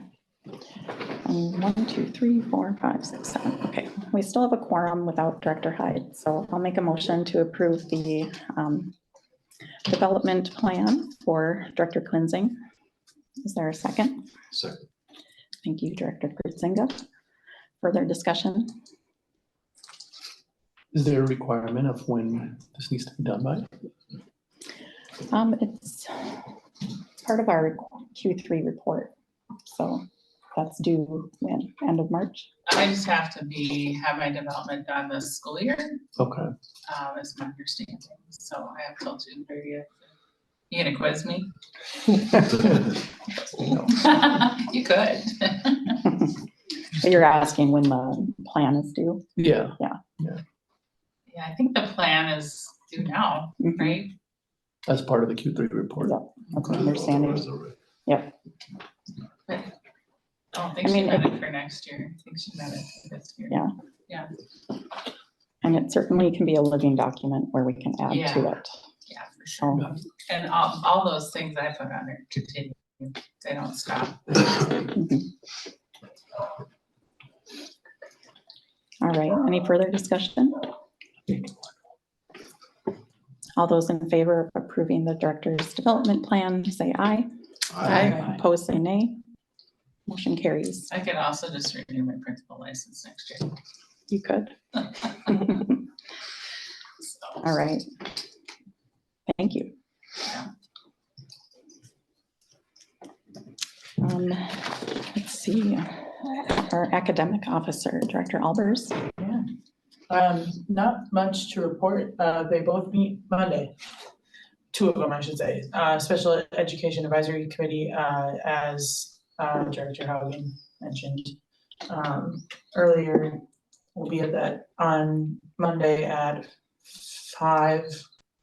And then the Curriculum Advisory Committee meets at 7 on Monday. So they're wrapping up their years a little bit. As you saw, there's only 2 SEAC meetings left. And I believe this is the last Curriculum Advisory Committee meeting for the year. Don't quote me on that though. So I'm looking forward to both of those in addition to potentially being called in for jury duty. So we'll see. Oh, really? And then the Wellness Committee actually canceled the meeting that was supposed to happen this week to continue to work on putting suggestions together.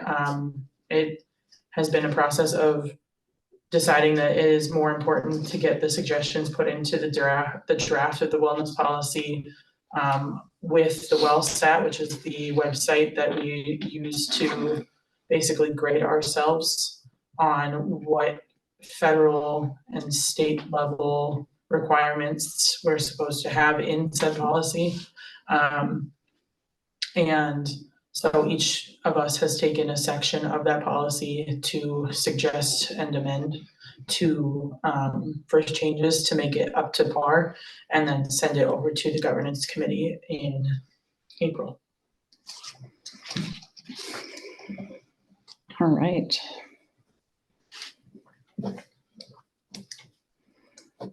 Related to the wellness policy, I was going to share with the committee the St. Paul Public Schools recent board meeting where they discussed their wellness policy updates. They went through them in relatively good detail. I thought it was helpful to hear what they were changing, and so I'll share that with you guys. And I wanted to mention that they made a clause in there about like culturally relevant food celebrations as being acceptable, I think. And I thought we did that in our last revision of the policy, did we not? I think outside of school hours. Outside of school hours? Everything is basically up for grabs at that point. Okay. But I'll have to look at it again. I don't remember specifically. I know it was discussed. But I thought that could be something we could look at what they wrote, especially considering we're a German immersion school, and that is, you know, historically had been a really huge part of, you know, celebrating the culture with like kindergarten breakfasts with Brochin and all the good stuff. I'm just interested in bringing that conversation up again. Like, could we have certain instances where a food celebration, if it's related to German immersion culture, would be acceptable, or Spanish immersion, in our Spanish class? I think it's worth exploring that a little bit. Absolutely. Okay. Awesome, thank you. Thank you. All right, that brings us to our board committee reports. We'll skip finance right now as Director Hyde is out still. Director Reich, fundraising. Yeah, so we just touched on it before. We are a little bit behind from last year. Progress to date, we're at $69,173 towards a goal of $110,000.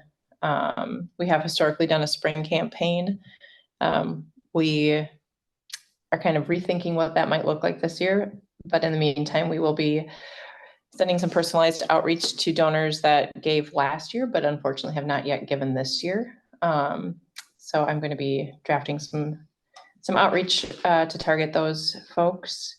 We are also looking to do a grandparent or just kind of extended family coffee clutch at the end of April, with opportunities to take away a QR code where folks can give. One of the larger goals that our committee is trying to do is to expand our funding sources from not just our current parent community, but the broader community, including continuing to try to engage alumni families, extended families of current students, corporate partners, et cetera, et cetera. So this is one kind of small step in doing that, getting folks in our building to see our school and see our students and hopefully be inspired to make gifts as a result. We continue our kind of cause marketing partnership with Aki's Bakery and Bread House. So kudos to Paige for setting all that up and helping to work through the logistics. I think it's been a fun thing. It hasn't been a huge moneymaker yet, but nonetheless, I think it's a win-win for us in a lot of different ways. Another thing that our committee is working on is the recognition for those families that gave to our capital campaign a couple years ago. So all of those gifts have been fulfilled, and some of them do come with recognition. So we are working to figure out what that might look like, and hopefully going to be reaching out to those families to confirm their recognition preferences by the end of this year. Most likely the signs and things won't be fabricated until next year, but good to get that figured out. Our proposed fundraising policy is, I think, planned to be heard by the governance committee in April. So I'm just waiting to hear back from Lori on that. And yeah, I think that is the gist of it. So. Do you need volunteers to help you plan the Grandparents' Day outside of your committee members? If anyone is interested, we'd certainly welcome the help. Sure. We didn't have a lot of takers from the committee, so if anybody is wanting to help with that, that'd be great. You want to call, you want us to do an all call out into the.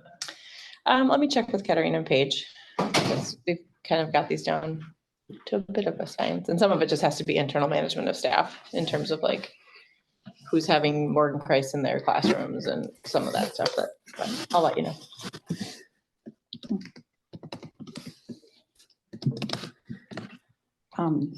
Sorry if you mentioned this, but is there a program that you're envisioning with Grandparents' Day where they maybe could hear some of our older students speaking German? Yep, so kind of, I can give a quick rundown of kind of how we have initially thought about it. Would be there'd be welcome and treats in the foyer with student art or some kind of student displays, history displays, something along those lines. Grandparents that have elementary school students would be able to then attend Morgenkreis if that's something that they wanted to do. Following the in-classroom experience where hopefully they would, see kids in action singing or, interacting with their teachers. They could then come back to possibly do a tour of the school, hopefully led by some middle school students who could kind of speak about their experience and hopefully host those families through a school tour.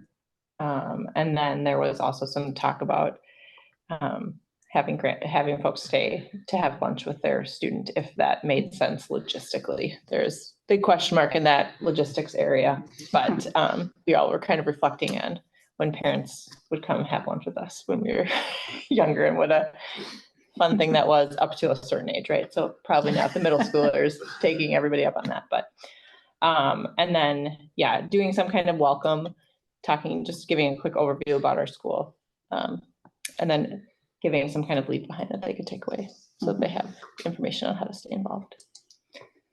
That's great.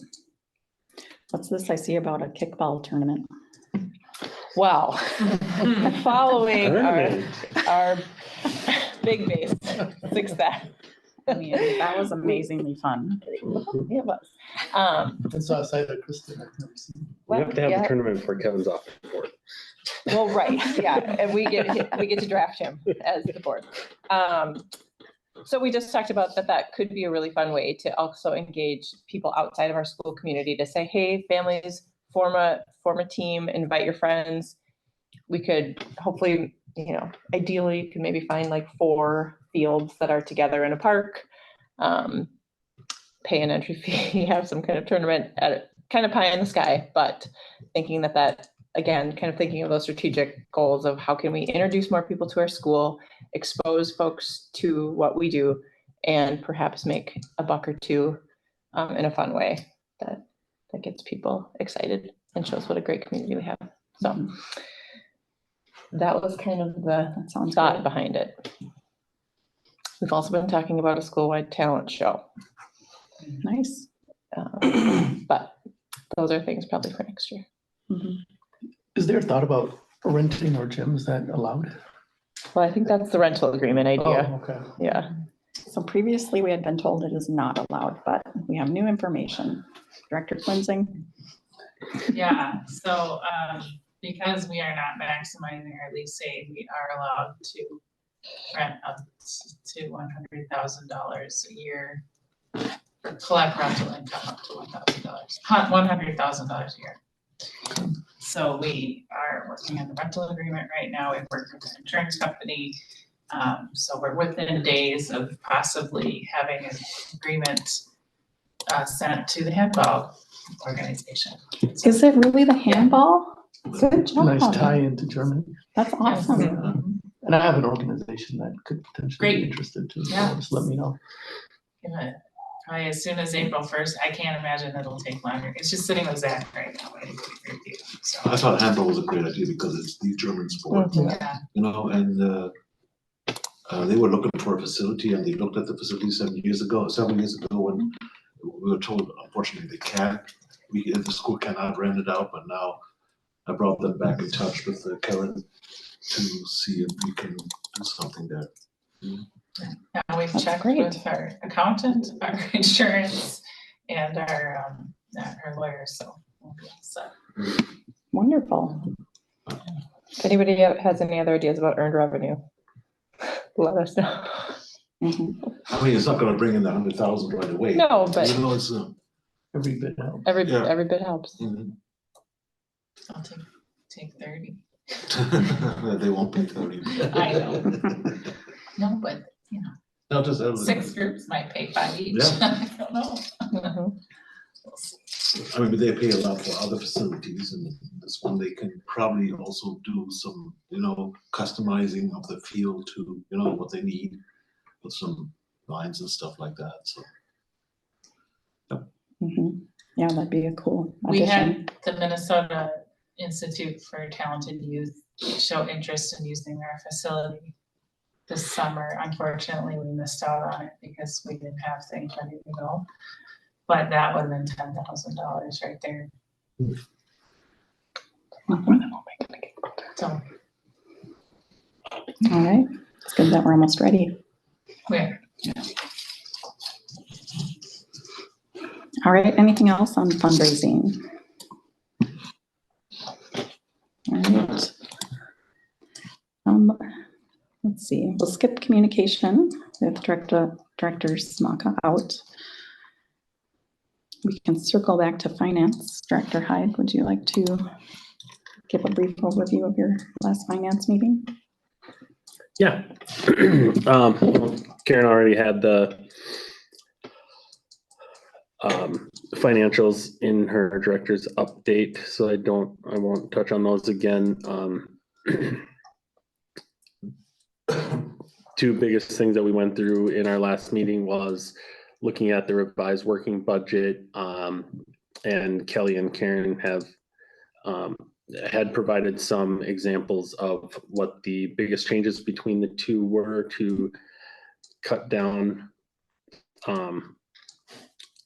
our proposed deficit spending this year, and quite a few more have been added to the rolling agenda since then. So if anybody wants to take a look at those, they are there now. We went over enrollment, which we already went over tonight as well. The other big takeaway is Karen, I'll say Karen and I, but it's mostly Karen at this point, are working to explore other bank and investment options for our fund balance. So we have one lead one good lead so far, two, or the second one that you've been working on, or that getting traction? Yeah. Well, there's two that I'm aware of. We'll talk tomorrow, I guess, about which ones we want to follow up on, because one of them requires us to kind of move everything. So we set a goal to sit down with our current bank this month. I don't know if that will happen, but it might be the week after spring break, or the week or two after spring break. So progress is being made there. Yeah, there's at least in one of the banks that I'm aware of that will probably give us 5% interest if we move everything. When I told that to another school, I was searching to see what bank they're using that gives them 4%. That school took the 5% to their bank, which is giving them 4%, and immediately gave them 5% interest on their bank accounts. So they matched it. Yeah. So the fact we're not getting anything is kind of. We're not getting Right. How much are we? 0.5%. Yeah. It's right. Yeah. So we need to talk to our bank. Or move. And I think it might be worth the move, even though it can be a lot of work, but yeah. I mean, if you invest $1 million, that's 50,000 right there. I know. Yeah, talk about worth free money. Sources, Worth right? the hassle. Yeah. I see you trued up food service revenue from a projected revenue of 11,500 to negative 9,800. How can we not be negative for food services? I don't have an immediate answer to that. The only thing I do know is that's what's happening in just about every school right now, is that they are over on food. They're paying more than they are bringing in. So this is not necessarily mandated, is it? It is mandated. It is? So the school cannot opt out of this?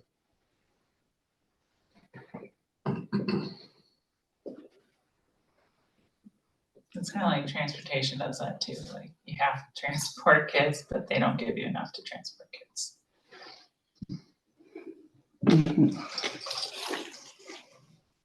Okay, well, that's frustrating. Are there services that can be? I think what we can do is look at the cost of our vendors. That's always something that we can look at.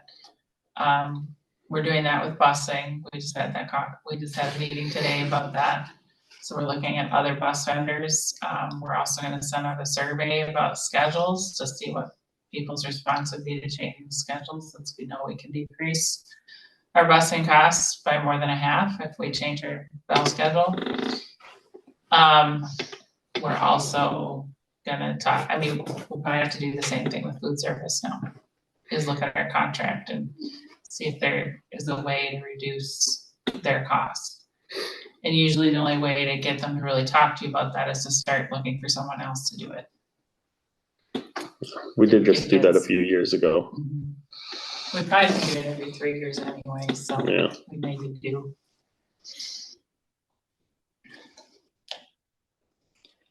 All right, any other questions on the finance report? All We right, just, I wanna say too, we did this with insurance this year. We switched our insurance provider. Thanks to Lubert sending someone over. And we were able to save money with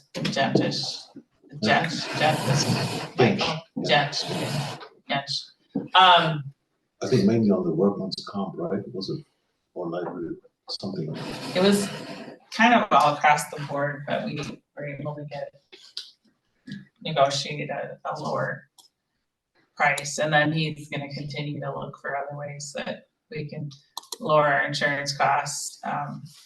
We also, though, one of the things that I didn't mention that is going to come up is we did have a sit down for a preliminary meeting about the cost of our health insurance. And most schools are seeing a 40% increase in the cost. I think Minneapolis saw 38% recently. She's predicting for us it'll be 20%. And she said we are one of her lowest risk, least expensive pool. Like, we're seeing the lowest increases of any of her clients. So we haven't even considered what that's gonna do to the budget yet. Because we don't have a number to work with yet.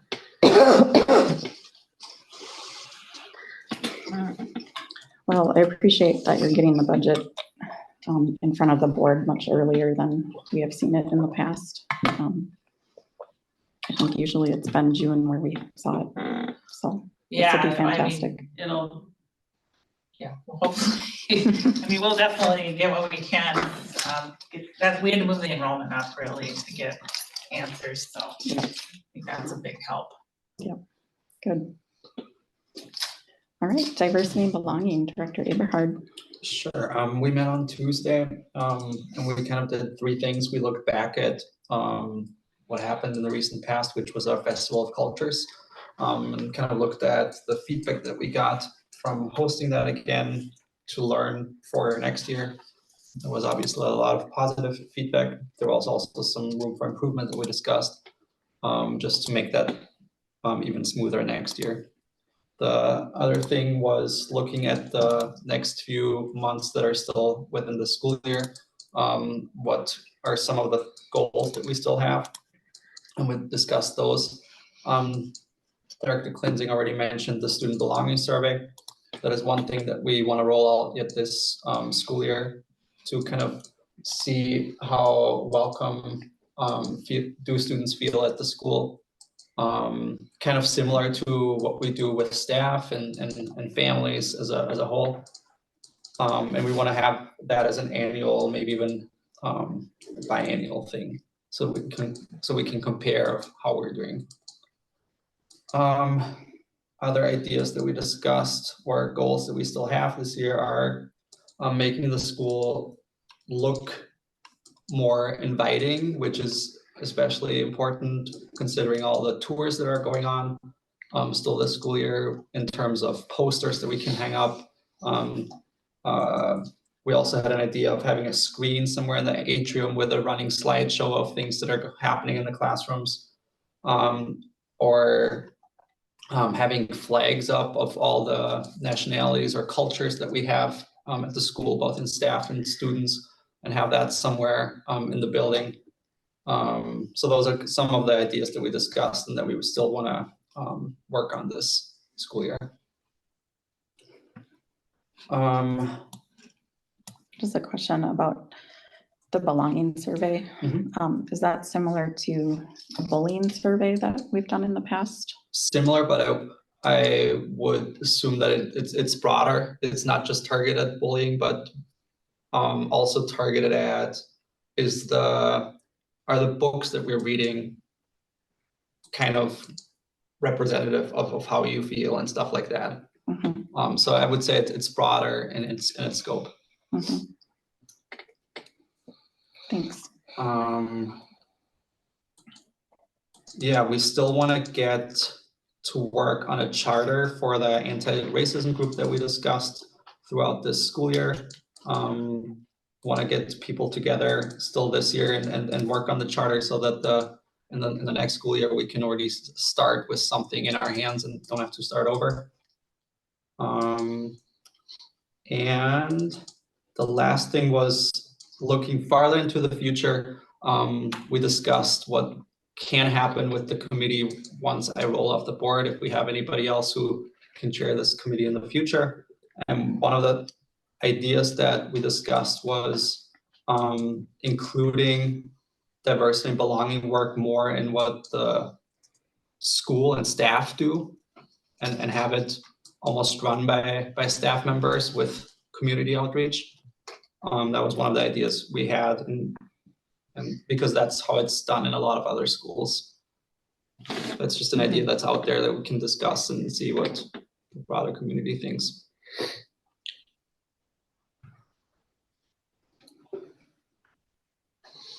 Awesome, thank you.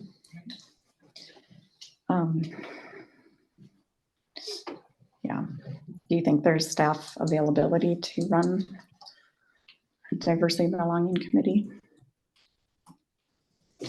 next year? Or TBD? Well, we already, I think it'd probably, we send Catherine to diversity and belonging. I think she also does the GSA, so we just move, I guess, her to that. Yeah. Yeah.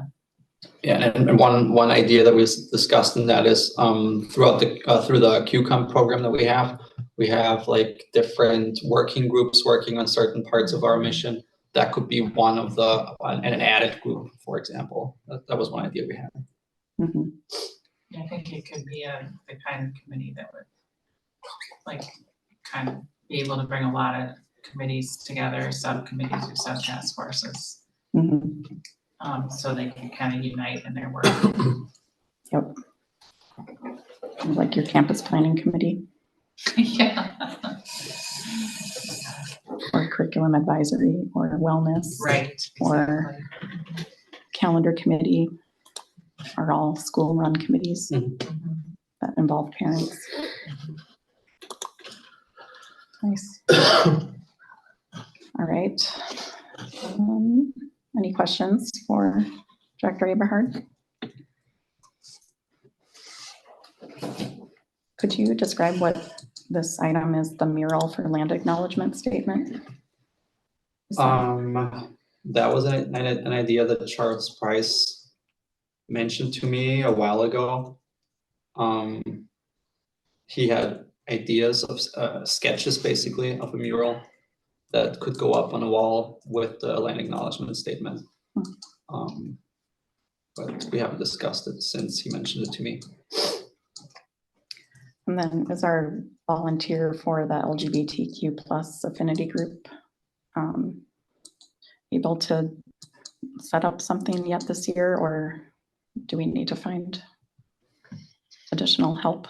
So my plan was to reach out yet this week and see where we were at. And one idea that we discussed at the meeting was creating flyers for the parent-teacher conferences when parents will be in the building, and just having that up and having that visual somewhere to help that kickstart that. Okay. Great, thank you. Any other questions, comments? Okay. Director Albers is representing Governance Committee tonight. Like the good old days. Yeah, I'll keep it short because I'm not Director Hartman. Wow. It's her thing. I am happy to still be on the committee, but I am I've definitely taken a backseat to it, so it's definitely something that she's very good at, and I'm appreciative of her taking over. Just a few things from the committee itself. The next meeting is gonna be on April 15th. That's a Monday after spring break. The fundraising policy and the wellness policy are slated to be talked about, so those things will come from the other locations that they've kind of been working through in the committees and heading towards governance. And there is one policy up for review or board consideration tonight, which is policy 304, which is the executive director review policy.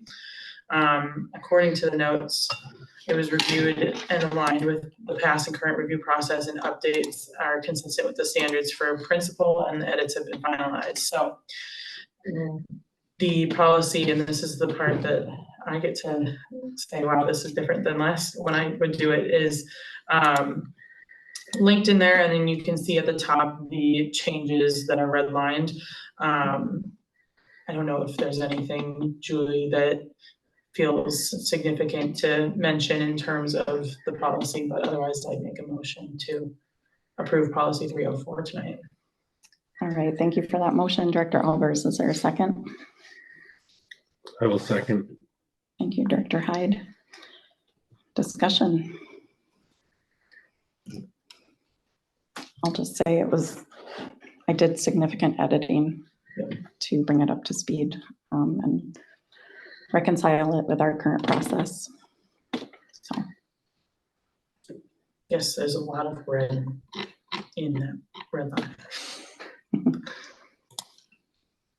But I'm glad that it reflects what we do at this point.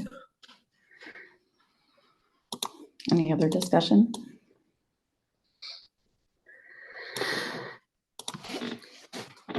All those in favor of approving policy 304, executive director review policy, please say aye.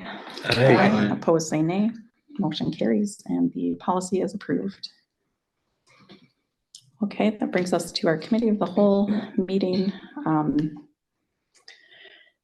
It was a busy meeting and we made progress reviewing our strategic plan a bit further, focused on the milestones and generating some milestones that could help us reach some of the described vision of our strategic goals. We all took a moment to read the vision that we had written and assessed how close we are to that, and then generated some new milestones that could help us fill in those blanks.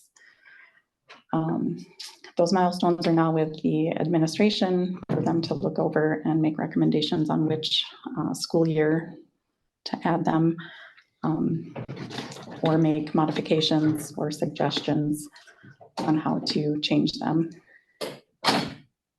So I think our strategic plan can be up for approval at the next board meeting.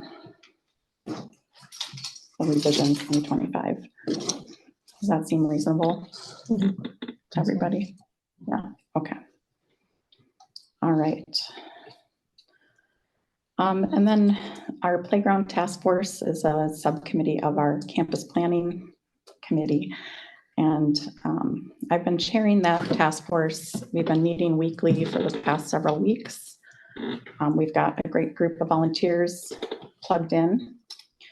And we have written a charter for the task force that I would like to put in front of the board for approval to make sure that we are aligned with what the board would like us to do. So let's see, I'll share my screen. It is linked in the agenda under committee of the whole as well.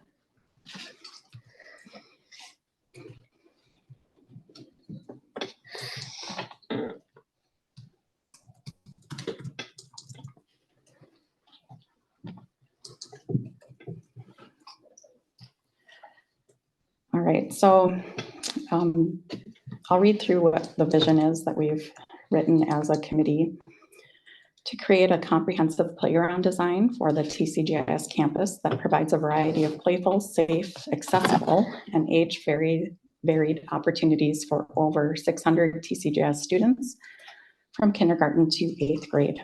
Priorities include creative and efficient use of the school's outdoor space, the removal of deteriorated surfaces and structures, and the incorporation of nature-inspired play areas, adding shade, storage, benches, and new and inviting playground features that reflect the feedback we receive from the community. Playground durability is high priority due to the wear rate produced by hundreds of students in daily use, along with practical considerations such as plowing and safety. We are aimed at getting an initial phase of the project started this summer. And our objectives are we have already done several of these, but we wrote a request for proposals. We're collecting proposals right now and evaluating them to determine which vendor to go with. We're applying for grant opportunities. We've administered a survey to stakeholders, including families and staff. We have listening sessions set up with the student council, and we're working on doing that with elementary students as well. And then in the future, we'll review proposals for playground designs and optimize them based on our feedback. We need to determine the funds we have available to allocate to the project this, I guess next school year, since it would be in the summer. So that plays into the budget planning. And finalize playground design and implementation plan. And you can see our measures of success. Any thoughts on this charter? Is there like a Minnesota Department of Education directed requirement for playground? That's a good question. I'll have to look and see if they have guidelines for playgrounds.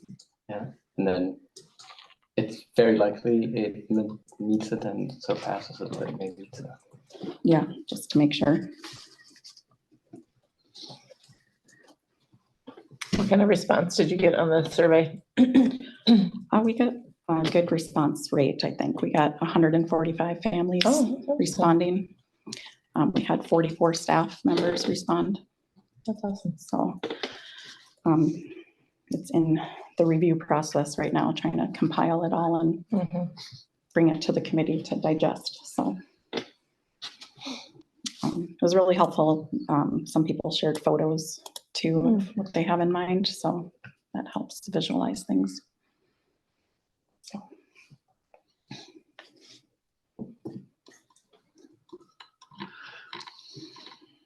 Any other thoughts, comments, or questions? Is that one that seems nitpicky, but I'd maybe remove the over 600 reference to the number of students. Both because it's currently not true and well, I think we're trying to plan for the future. For the future. We do mention at the end that we have hundreds of students in daily use, but I think we're trying to. Or you could even just replace over with approximately. Yeah. Oops. Okay, I'll have to edit that next, but I'll change that. For some reason, I don't have edit access on this draft. Must be linked in the packet. Okay. Must Yeah, I'll be on your change that. midnight to 4 a.m. computer.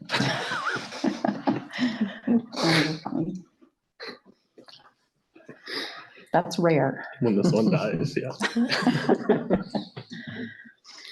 All right, I'll make a motion to approve the presented playground task force charter.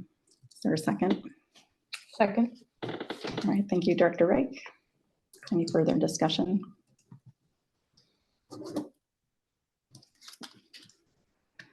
We do plan to bring the final design and budget to the board for approval. So stay tuned for that. And I'm working with Director Klinzing on how to carve out money to fund this.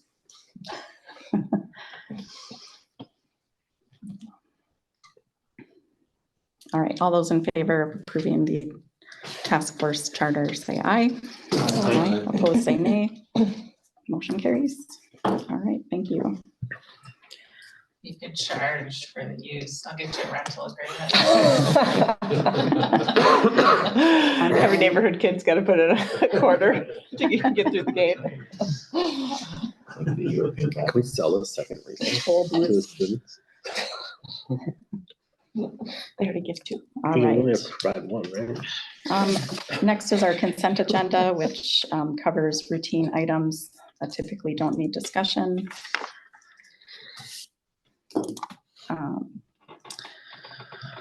So I'll make a motion to approve the consent agenda. Is there a second? I second.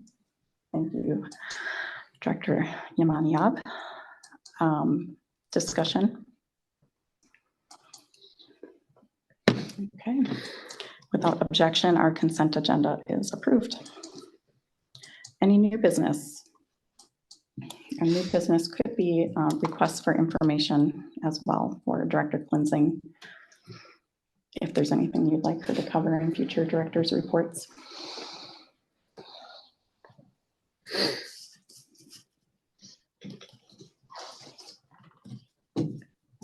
Hearing none, we'll move to our next agenda item, which is, I'll make a motion. What did we do that?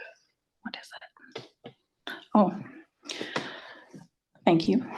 Point of order, I just skipped over an action item to approve our Q3 report. Would you like to make a motion? Yeah, I'll make a motion to approve the Q3 report. Thank you, Director Hyde. Is there a second? Second. Thank you, Director Albers. The Q3 report is lengthy. I see it's 119 pages. A lot of it is appendices with material we're familiar with. And the beginning of the report is focused on special education. So that was a nice way to tie it with our earlier presentation. Are there any comments, suggested edits? I already sent my nitpicky comments to Julianne. She corrected them. So Awesome. Thank you. no more from Nothing me. is nitpicky. We strive for perfection. That's why I like you.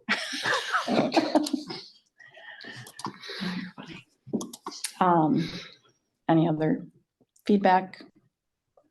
Okay, thank you to everybody who put time and effort into writing this. I know it takes a lot of time of the administration to draft this quarterly report. But we will send it to our authorizer and keep them informed. All right, all those in favor of approving the Q3 report, say aye. Aye. Opposed, say nay. Motion carries and the report is approved.